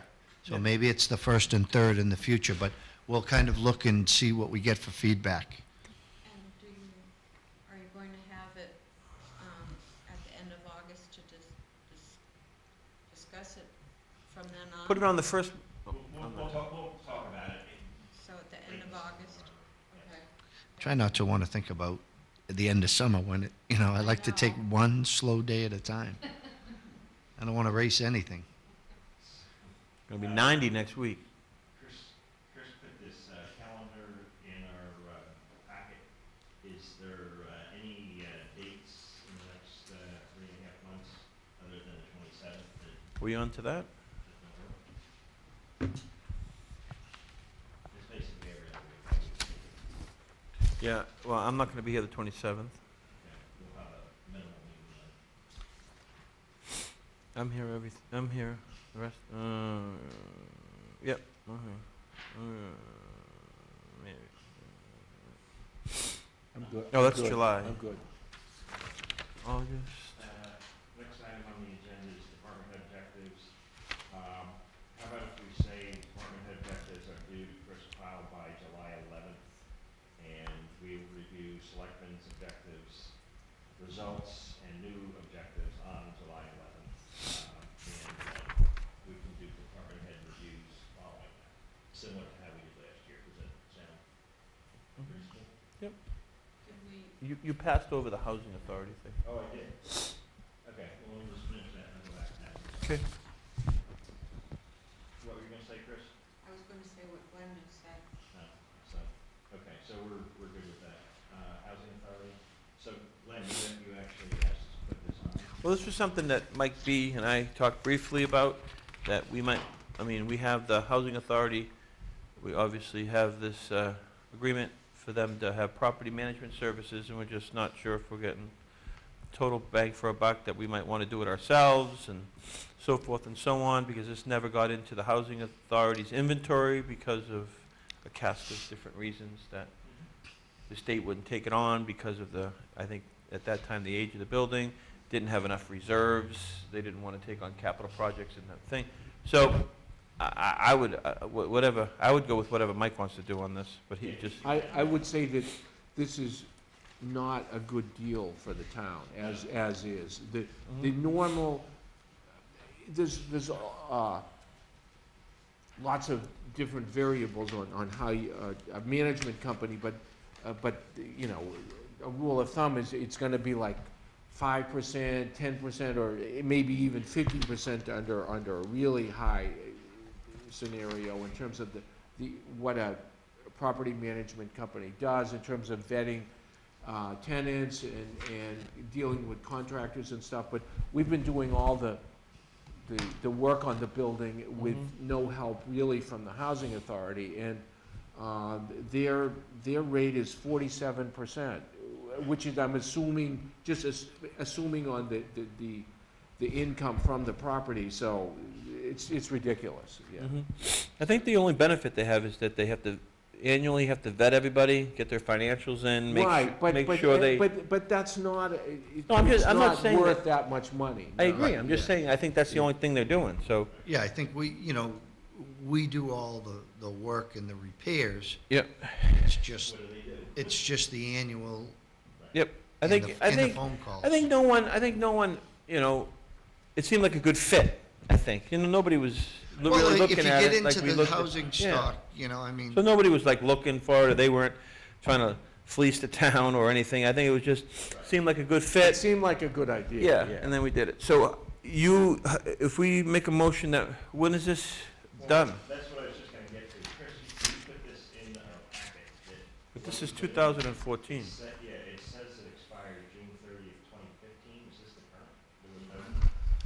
current? But then you have to, I believe there's a clause in there, we have to allow them so many days if we're gonna discontinue. Oh, where is that? I believe from my recollection, it's in there. I think it might be 60 days.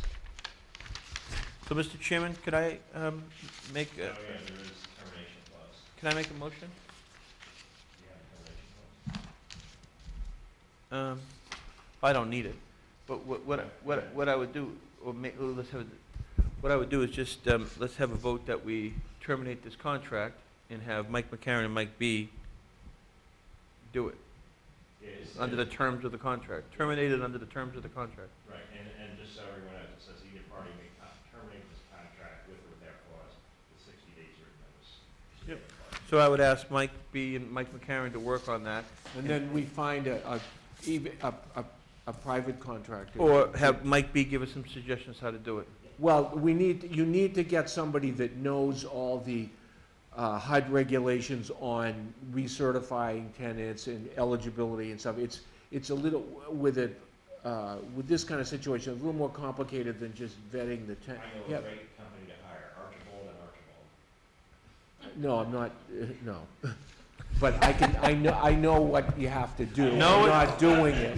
No, it's not a great company, or no, you don't want to do it? No, I'm not doing it, but I know what you need to do. Okay, so that was a motion, Second, that we terminate the contract under the terms of the agreement. All in favor? aye. Thank you. Next item is agricultural agreement with J.R. Colby on town-owned land. So the Dunn property, quote-unquote Dunn property, will Mhm. not start growing trees. Exactly. I'd make a motion that we approve this. Discussion. I just want to, I agree too. I just want to say that we want to make sure that there's cooperation with open space and that the trails. That's in. I know, and it's on the very, I went through the whole, it was the very last sentence, and I wanted to make sure that was in there. He needs to, yes, he does need to make sure. Yep. Okay. We voted? I'm getting tired. Aye. Aye. Okay, signing off on allocating funds for North Shore Home Consortium. I make a motion that we regretfully request that our portion of funds be allocated to the consortium's general use. Second. Discussion. All in favor? Aye. Aye. Discussion of letter sent from the selectmen to the Kentucky Regional School Committee. Well, I asked this to be on, as you know, at their last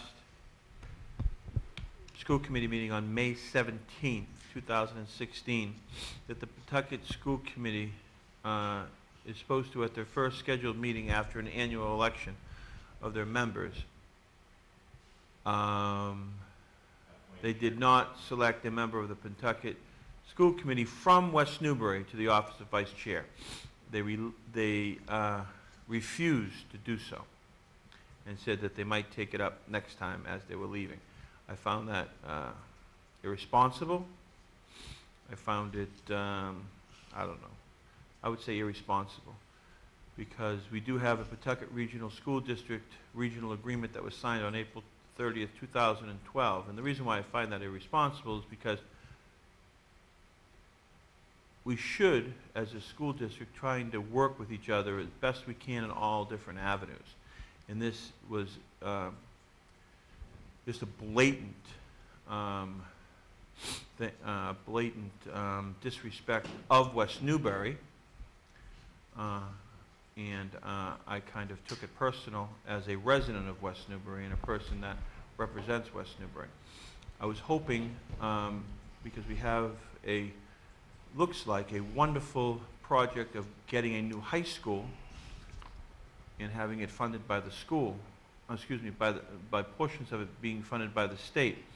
And I was hoping that we would have a regional school district that would want to work together in attaining goals to benefit our children in the district. And I'm not sure if that's the case anymore, since they would, break a regional agreement over something like this. So I would hope that, I would ask that one of us, or all of us, I'm planning on being at their meeting on June 21st to represent West Newbury, ask them why they did it, and ask them not to do it any longer, and please get into agreement. That's about it. I mean, Has there not Has there been no other meetings since that No, meeting? they only meet, they only meet once a month now. Oh, okay, they're only meeting once a month, okay. Their main, whatever they call it. Okay, yeah, all So, yeah, they need to vote a West Newbury vice chairman. Yep. I think we're all in agreement with right. that. Yeah. Were they, my only, Jen, were you there? Were they unaware of this regulation? No, they're not unaware. They were deliberately Yes. sort of, It didn't come up. What came up was that they didn't vote on someone who was new, they knew that. they definitely I knew sensed that, they yeah. thought that they might have more time. They, I didn't mention that. I don't know how they could not know. Don't hold me on that. I'm not saying Yeah. that they knew, but anybody that I'll make a general statement, I don't know how you couldn't know. And if they didn't know, okay? Ignorance is It's not, not- right, Exactly. Yeah, ignorance is not a defense. right. They knew they were supposed to elect a person from West Newbury, and they deliberately did not do Okay. that. Well, they voted, forward the newest. there was a, I'm sorry? They pushed forward the newest representative. And she I know declined. that, yeah. There were two people that declined, and then the third person was voted no. They took no, yeah, right. Yeah, no, there was a motion on the floor, and it was voted down, or they wouldn't vote on it, so. No, they, I think that's more. I thought they did vote on it. Was it voted down because West I Newbury's thought- vote doesn't count? as No, I much, thought the or- vote was all, the three West Newbury representatives voted, Favor of it, yeah, And then- also, Wayne Adams. Yes, Wayne Adams. and voted. somebody else abstained, and so it was You didn't vote in therefore. favor of it. He did first, and Brian Page abstained. Yeah. You're right. But because it was Groveland and Merrimack versus West Newbury essentially, because of the imbalance of the voting Right, counts. Yeah. that's what did it. The lower vote. Our yeah, point- yeah.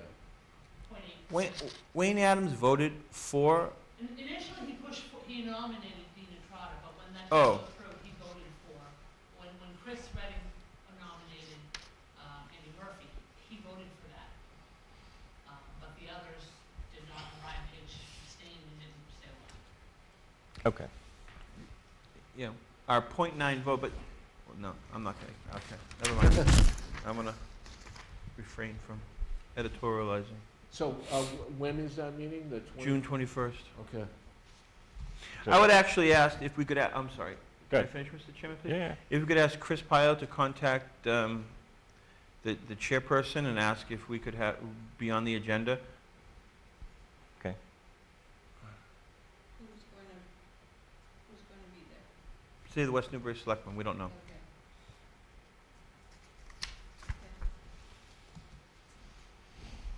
Okay. Good. Yes, thank you, Yep. sir. Okay. Next item on the agenda is appointments. Well, hold on, there's- in discussion of the press release, this is a separate thing. The what? Right underneath it, discussion of the letter sent by the selectmen to the school committee and press release on May Oh. 25th. the Oh, I one on thought the you were back talking page. about that. Okay, go ahead. No. This is, obviously, the Massachusetts Building Authority Board of Directors unanimously approved the start of the Pawtucket eligibility period for this high school project during this meeting on May 25th. The Massachusetts Building Authority grant program for the school. So part of this, a certificate of district's understanding of the grant program rules by executing compliance, forming a school building committee and submitting the membership to the MSBA. That's the portion of it that I'm very concerned with. Concerned in the way, I don't know about concerned, but I'm very interested in. Because I'm getting people asking me, what is the makeup of that committee? You know, they want to be on it, you know, what's the West Newbury or even Merrimack, Groveland, what's the representation of that committee? I think that's very, very important, that the people, They haven't addressed that yet, right? not that I know of, Yeah, I don't think so. It's on after their meeting. yeah, and document in an educational profile, a summary of the district's existing maintenance practices, certification of design enrollment. So I don't know if this is just a list, 1 through 6, or, I think these are steps that they have to. yeah, or there are steps, that, you know, step 1, then step 2, step 3. So, That's what it is. yeah, so this school building committee I think, is an extremely, extremely important committee to the taxpayers of West Newbury, and they want to make sure that they have proper representation. And I would assume that Merrimack and Groveland would also. So, I don't know what restrictions, if any, are there on that committee. I don't know who is even, I guess, is it the school committee that's, right? Is the superintendent? I would think that school committee is the appointing authority. We'll see. The appointing authority is actually,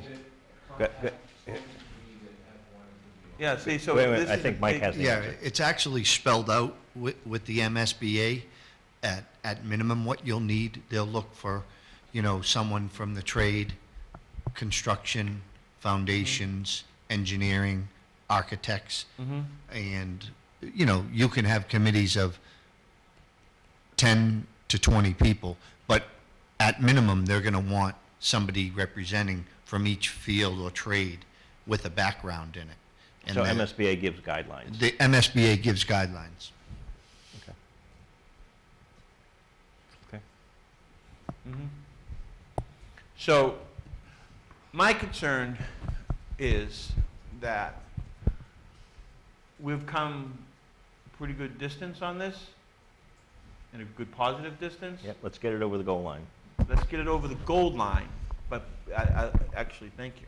Let's get it over the gold line but getting it over the gold line means I think people want to be represented in this town. And I don't know about the other towns. So I think that's a big, big deal, and it should not be Understated. Because it's a good that, if people if people don't feel like they're being represented properly and it's being done by just a few down there, you know, I think it's going to be hard, you know, To turn around and sell it to the funding and, to sell it to all three towns. yep, yeah, and all that. I mean, if we were doing that as a community, that's exactly what we would do. Yep, I would agree. I would hope they would do the same. So, Mr. Chairperson, Yes, sir. could we ask Chris to ask them if we could put this on the agenda also? Ask them questions Yeah. about how Why that's not? going to happen? Why not? That's, yes, a good idea. yeah. While we're there on 21st, if I'm there or whomever, I'm definitely going to be there. And if you guys want me to say anything, just write it down and I'll say it about this also. But thank you, Mr. Chairman. That's Sure. it. Oh, thank you. Appointments. You want to do the honors of the appointments? You kind of, you do it well. So why fix something that's not broken? Part-time, so anybody that I see on this page is not appointed yet, correct? Well, yeah, the first page, you got a cover page first, though. Yep. If it has an orange Yep. dot. We're skipping over orange dots. Yep. There's a question mark. Make a 1-year appointment to John Camerata as a dispatcher. Second. Further discussion, all in favor? Aye. Aye. Oh, look what's on the next page. Part-time dispatchers for 1 year, Roberto Bruno, Matthew Walsh, Joel Mather, Benjamin Janelle. Second. Further discussion, all in favor? Aye. Register of Voters, Rosamond B. Vetter, 2019. to 2019. Second. Further discussion, all in favor? Aye. Aye. Inspector of Buildings, Glenn Closey, Sam Jocelyn, alternate. Second. Further discussion, all in favor? Aye. Aye. Aye. Inspector of Wiring, Larry S. Fisher, Tom Barolo, alternate. Second. Further discussion, all in favor? Aye. Aye. Aye. Gas and Plumbing, Stanley Kolzak, Inspector, Mike Maglarato, alternate. Second. Further discussion, all in favor? Aye. Aye. Zoning Board of Appeals, Paul Kelly, 2019. Hold on. Zoning Board of Appeals I looked this up yesterday in our zoning, in our bylaw. They're actually 5 people for 5-year appointments. I don't know if that's been done in the past, but that's what it says. So that should be a 5-year appointment. That's what it is. It's in our bylaw. Okay. 21. Yep. Paul Kelly to 2021. Second. 2021, imagine? Wow. Thought we'd be flying around like the That Jetsons sounds by like the then. future, yeah. Second. Oh, All in favor? Aye. Aye. right. B. Dennis Lucy, alternate? What's that? No, Oh. the alternate's the 1 year, yeah. 1 year? Okay. Second. But that says 2016. It's 27. It's 2017. All right. Second. All in favor? Aye. Aye. Harbor Committee, Thomas Goodwin, 2019. Second. Second. All in favor? Aye. One, D. one on the Council on Aging. So Joseph Publicover is going, I believe, from an alternate to a full voting member. He previously was. Yes. And you're supposed to have rotating members every 3 years. And there's 4 that are supposed to be for 2019, not 5. So I'm just recommending we make his through, Publicover? since he was the alternate, make him through 2018, the rest of them 2019. And Council also, on Aging, Chester T. LeBlanc, 2019. Mary Harada, 2019. Llewellyn E. LeBlanc, 2019. Joseph Publicover, 2018. And Marge Peterson, 2019. And Richard Preble is the alternate. 2017. 2017. All in favor? Aye. Senior Center Director, Teresa Woodbury. Second. And if it's not said, is it, if A no one-year date- appointment. Yeah, if no date is said, it's only a 1-year appointment. Historical Commission, Robert James, 2019. Is that Historical Commission is 3 years? I don't know, I didn't look that up. What was the first thing you said? Historical Commission, how many years is the appointment? Yeah, I think so. It's How many three- years it- is the appointment? It's Is 3 it a years, 3-year not 1 appointment? year, I think it's just a 3-year. as opposed to 1. I mean, most are 1, right? So, that's fine. Are all these? Okay. Did you skip one? Yep. Okay. We'll go back to it. Robert James, 2019. Second. All in favor? Aye. Aye. Move to appoint Dorothy Kavanaugh as an alternate to the Historic District Commission. Second. All in favor? Aye. Aye. Go ahead, Glenn. Personnel Committee, Catherine Conrad, Judith Meisner, and Michael Patino is the ex officio. Second. All All in favor? Aye. Aye. Just to answer Chris's question on the Whittier VOTEC, that's appointed by the Pawtucket Regional School District, not us. Yeah, not us. Carol Winch, FinCom rep, 2017. Where's this? Where are we? All the way down. That's the next one. We don't appoint the Finance Committee representative. The Finance Committee. Oh, that's the Capital Improvements Committee? I'm sorry. Yeah. Yep. Okay, sorry. Yeah, the Finance Committee. And Mike is already ex officio per bylaw, Yep. so there's no one to appoint. Just on the Mill Pond Committee, the bylaw says 7 voting members appointed to rotating 3-year terms. We're short 3 voting members.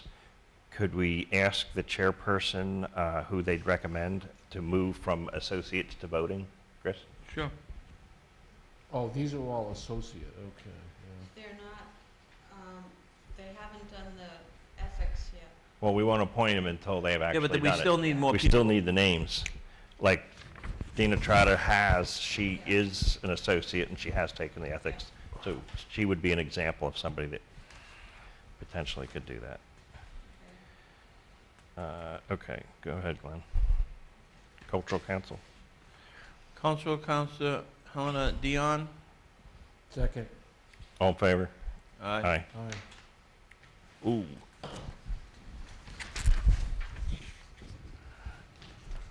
Emergency Management Director, Leanne Delp. Second. Why don't you just do the whole thing? Yep. Deputy Director, Administrative Assistant, Ben Janelle. Deputy Director, Michael Dwyer, Municipal Offices. Glenn Kemper, Joe Anderson, Dave Archibald.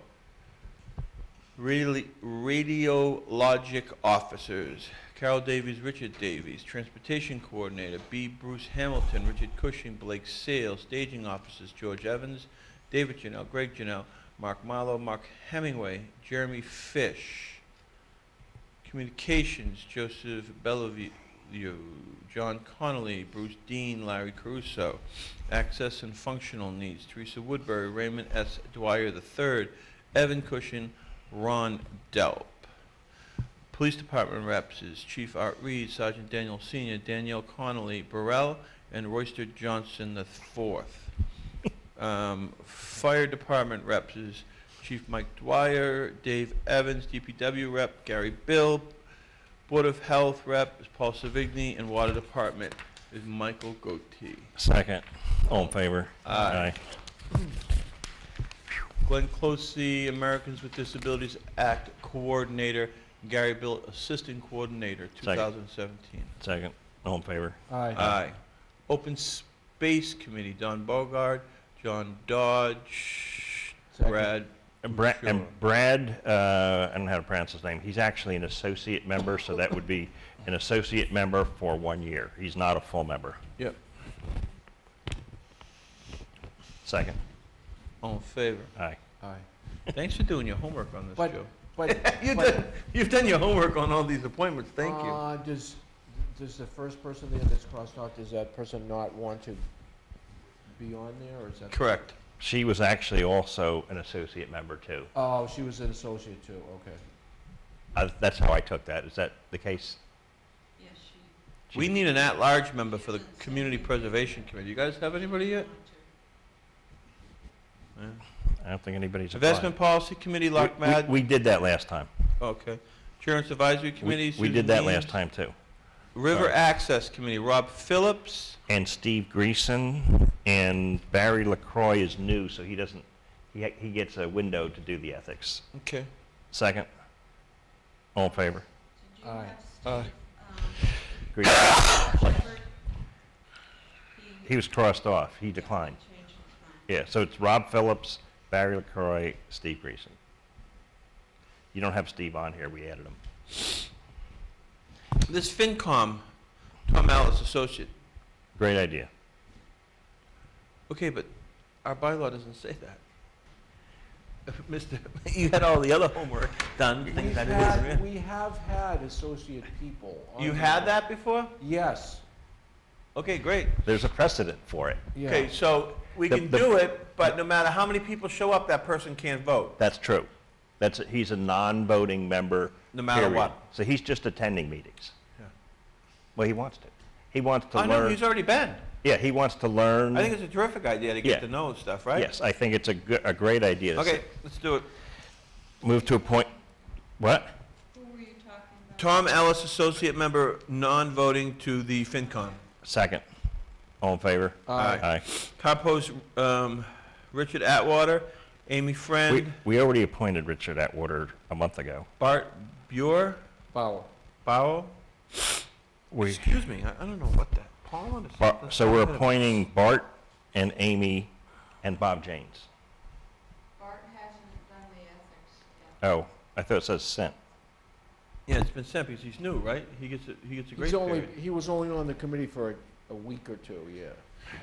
What about Richard Atwater, Jr.? We already appointed him like a month ago. Okay. Remember he sent his resume in? Oh, yeah, Oh, yeah, okay. Yeah, I did check him. Okay, So Amy Friend, Bart Buer, and Bob Janes, Car Post Building Committee. Second. all in favor? Aye. Aye. Hold on for 1 second. You have a second? Yep, take your time. There's one more committee, but We'll just do this? uh-oh. Should we just do this? We did it. No. Oh, no, I'm sorry. I know where you're going. Yeah. Yeah, go ahead. Yeah. Yeah, he's gonna do it now. No, Yes, okay. we skipped one. Go ahead. Do they have to be that length? Where are they? Yep. Yeah. Conservation Commission, Wendy Reed, 2019, Judy Meisner, 2019, and Jay Smith, Conservation Agent, Second. 2017. Second. All in favor? All right. Aye. There's one more committee that's not listed, which is the Community Center Committee, one-year appointment. We appointed them initially through Oh, okay. now, right? Yeah, I just So- didn't get to it. No problem. That's why we're here. Marge Peterson, Tom Flaherty, Susan Babb, Mary Hirata, Dick Cushing, Jill Eichhorst, Vanessa Goldstein, I don't know her name, and Joel Grossman. Second. All in favor? Aye. I'm assuming, I was told that 2 students from Pentucket aren't going to it, And they graduated. and they graduated, so now it's a committee of Council on Aging people, almost. Well, I mean, That's what it is now. the whole idea was to be an intergenerational center, which is Yep. what I was saying to begin with. So why don't we ask the committee, well, we appoint them when they send out their letters, that we need, if they know any young people. Yep. Move to approve the Tour de, the Greenbelt Bike event for September 17th, 2016. Second. Discussion? Discussion? No? All in favor? Aye. Aye. Aye. Make a motion to accept the minutes of May 31st, Mr. Chairman, As amended? as amended. Second? All in favor? Aye. Aye. Invoice and payroll. So there's Stickers, a lot there's of a bunch of stickers stickers. Sticker time. Sticker time. Mike B., we got a lot of stickers this week. I'm ready. These are good ones. So apparently the building department worked on Memorial Day. Yes. They did? Yes. Okay. Yes, they did. Okay, that's one. Can we, we can take money out of the Memorial Day money to pay that? I don't think we need to. But that money's just gonna get, how much, did anybody submit any, Mr. Chairman, do you mind? if I- Go ahead. Yeah, go ahead. Did anybody submit any invoices yet on that Memorial Day money? I would think so. I don't take anything out of it. The flags are already, come out of, one of those. Okay. Okay, so there's a motor vehicle refund for Cheryl Lewisy, I don't know how to say her name. Her address is listed as 1 Meadow Sweet Road, West Newbury. I believe that's the residence of the Archibalds. I don't know why. I actually saw, I said, wait a minute, that's my address. There's someone living in my house that I didn't know about. But it's just that Hey. they left a 0 out. It should be 10. So Oh, the okay. mail to check out, just, Yeah, Okay. don't bring it to, yeah. hey, better somebody live in your house than somebody filing taxes in your name. It happened to me. Okay, Miami, the pure hell. next one, another good one. Home Depot finance charge of 21.99%. And the little sticky says, should we discontinue this account? Like, how many times does this have to come up? It's just one of those, things. It's I not the mean, finance department. No, it's, people look at it as a cost of doing business. Some people look at it as, I don't want to pay any finance charge. It's a tough call. I mean, So we're not getting the bills in time, But, or, but I and happen then to. our cycle is off, what is Their it? cycle is very quick. Home Depot you, doesn't they're, give you they're all much quick, time. you know. But don't we have a credit card?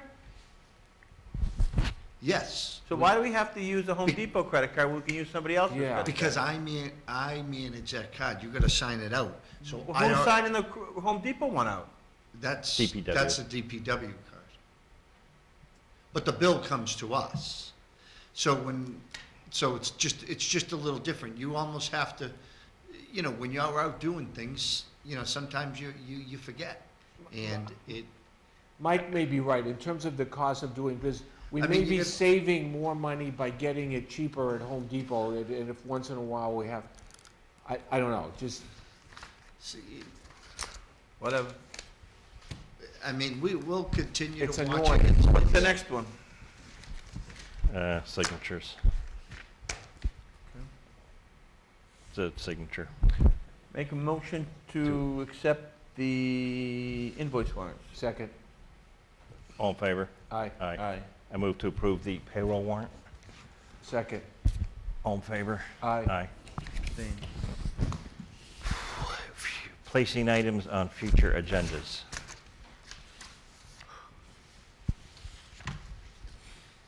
Nothing? Can we, I'd just like to know how we're doing on, how we're going to do with the air handlers. I'd like a little, just Excellent. want to make sure that we're keeping Excellent. it That up. was, Yeah. I was on that for a year. Now it's your Yeah. turn. Chris, is there, Mr. Chairman, can I ask Chris a question? Chris, is there any way you could ask Gary for an update on the air handlers and you send us an email in the next couple of days? You had brought up the phone too, which this agenda was way too big, so. Say it again? I think Archie had brought up the phone system last time, which this agenda was like way too Yeah. big. So, I mean, I think we had said July anyway when you brought Can it I up. ask, Mr. Chairman, can I ask a question on that phone thing? Yeah. Can we work to getting one cell phone provider for everybody? Can we work to that? That's what we want to do. We'd like Yeah. to get. Can we work to that? I mean, we could, but what's the reason? Save Maybe money. increase cost, I mean, decrease cost? We're generally pretty frugal on. So what is it now? Anybody, so if my department, I go and buy a phone out of my expenses, and if I want T1 mobile, or I want Verizon, it's Well, like that? usually the numbers are been set up for a long, long time. So, I mean, we have little agreements, you know, for reimbursement rates for people so they don't have to carry multiple phones. Yeah. And then there's public safety phones that kind of continue to roll over. And, you know, that's a tough one. No one ever wants to, you know, make a wrong change on a cell phone that everybody has. But, you know, in You general. can keep your numbers, no matter where your change go to. You can keep your number, yeah. That's what killed all these Right, but other sometimes providers. it's service too. You know, I know there's peaks, when you have valleys and dips, it's line of sight technology, so somebody's might be different if they're in the field. I mean, I'll put it on, the best thing I do is, so I can hear from everybody, I'll put it on the agenda for the next department head get-together. Oh, we'll So the hate it. selectmen would like to, They'll hate it. Wouldn't it be easier for paying one bill instead of like 17 different No, bills? because they come out of different Well, I departments. know that, yeah, and- yeah. I think the reason why we're asking is you can get from any cell phone company a bundle of minutes. And yes, if you have just 3 people, it really doesn't matter. But if you have a bunch of people, you get a bundle of minutes, they're all in the same plan, and they're all, and it's so in aggregate, it's cheaper. And the best way to implement that is when somebody new comes on board, that's the program they have to go into. So we're not taking away anybody's phone. But that's for next time to talk about. Right. I think we also need to talk about the phone for this building too. I've called numerous times and just go into perpetual hold or get disconnected. I've called numerous times and it rings and then disconnects. where, here? Mm-hmm. Oh. You're not gonna, it's almost as, Well, we can have somebody take a look at it. I think the best thing to do is, you know, if you could send an email so we know when, maybe it's weather-related, maybe they're working on the system, maybe they're all you know, having maybe there's a pizza. power surge, you know, there's, you know, the servers in the room with the, We have an antiquated system that needs to be updated, I guess, I don't know. Yeah, this is yeah, the- but I've looked at it and I've talked to the providers and it's still a ready, available, very reliable system. If we're having issues, they might be because we might need a new CPU or a software update, but for the most part, I mean, you This wanna is pretty spend good? $25,000 for something that. No, Until we get some data, until we get some data. I will let you know. I will send you an email every time I. Yeah, then I could, we Because if can it's kinda- happening to me, it's happening to the Ha- residents ha- too. It's happened to you a lot? Because I have to say, I haven't had it. I've just gotten the no answers, I've never gotten the disconnect. I mean, maybe it just needs to, you know, there's an update that we can do or something. But we don't wanna spend the money if we can, you know, fix it. But the guy who fixes the hardware Well, okay. reassured me that this system is especially because the military still use it. It's gonna be in service for a good amount of time. Oh, that's good. If Well, I, that's good to know, yeah. Yeah, if I call you, okay, and you don't answer, it should go to your voicemail, right? right, So there should be no circumstance where it just continues right. to ring. But somebody told me recently that, I have a problem with mine. 1111? 11, yeah. I mean, 111? Yeah. Yeah. So there's a problem with that, and I've gotta, you know, Okay. look at it. I don't know what it is, but they do get kicked out when they hit mine. Yeah, when I called, the last time I called you last week, it just rang and rang and rang and nothing. Yeah, it shouldn't, so that could be my extension, and I've had, the last 2 or 3 weeks, people have said, Okay, I called you and it doesn't go anywhere. okay. So I can look at that and report back. Any other future agenda items? No, but something, Mr. Chairman, could I ask Chris? Yeah. If you could ask Mike McCarron, please, if he could research, or with Mike B, or whomever, if there are any limitations or rules or regulations on appointing that committee for the school building thing. If you could Yeah, look at- I could send you something. If he could look, if Mike B and Mike M could look into that for me, so I could be prepared for the 21st? Excellent idea. Make a motion to adjourn? Second. All in favor? Aye. Thank you. Thank you, that was good.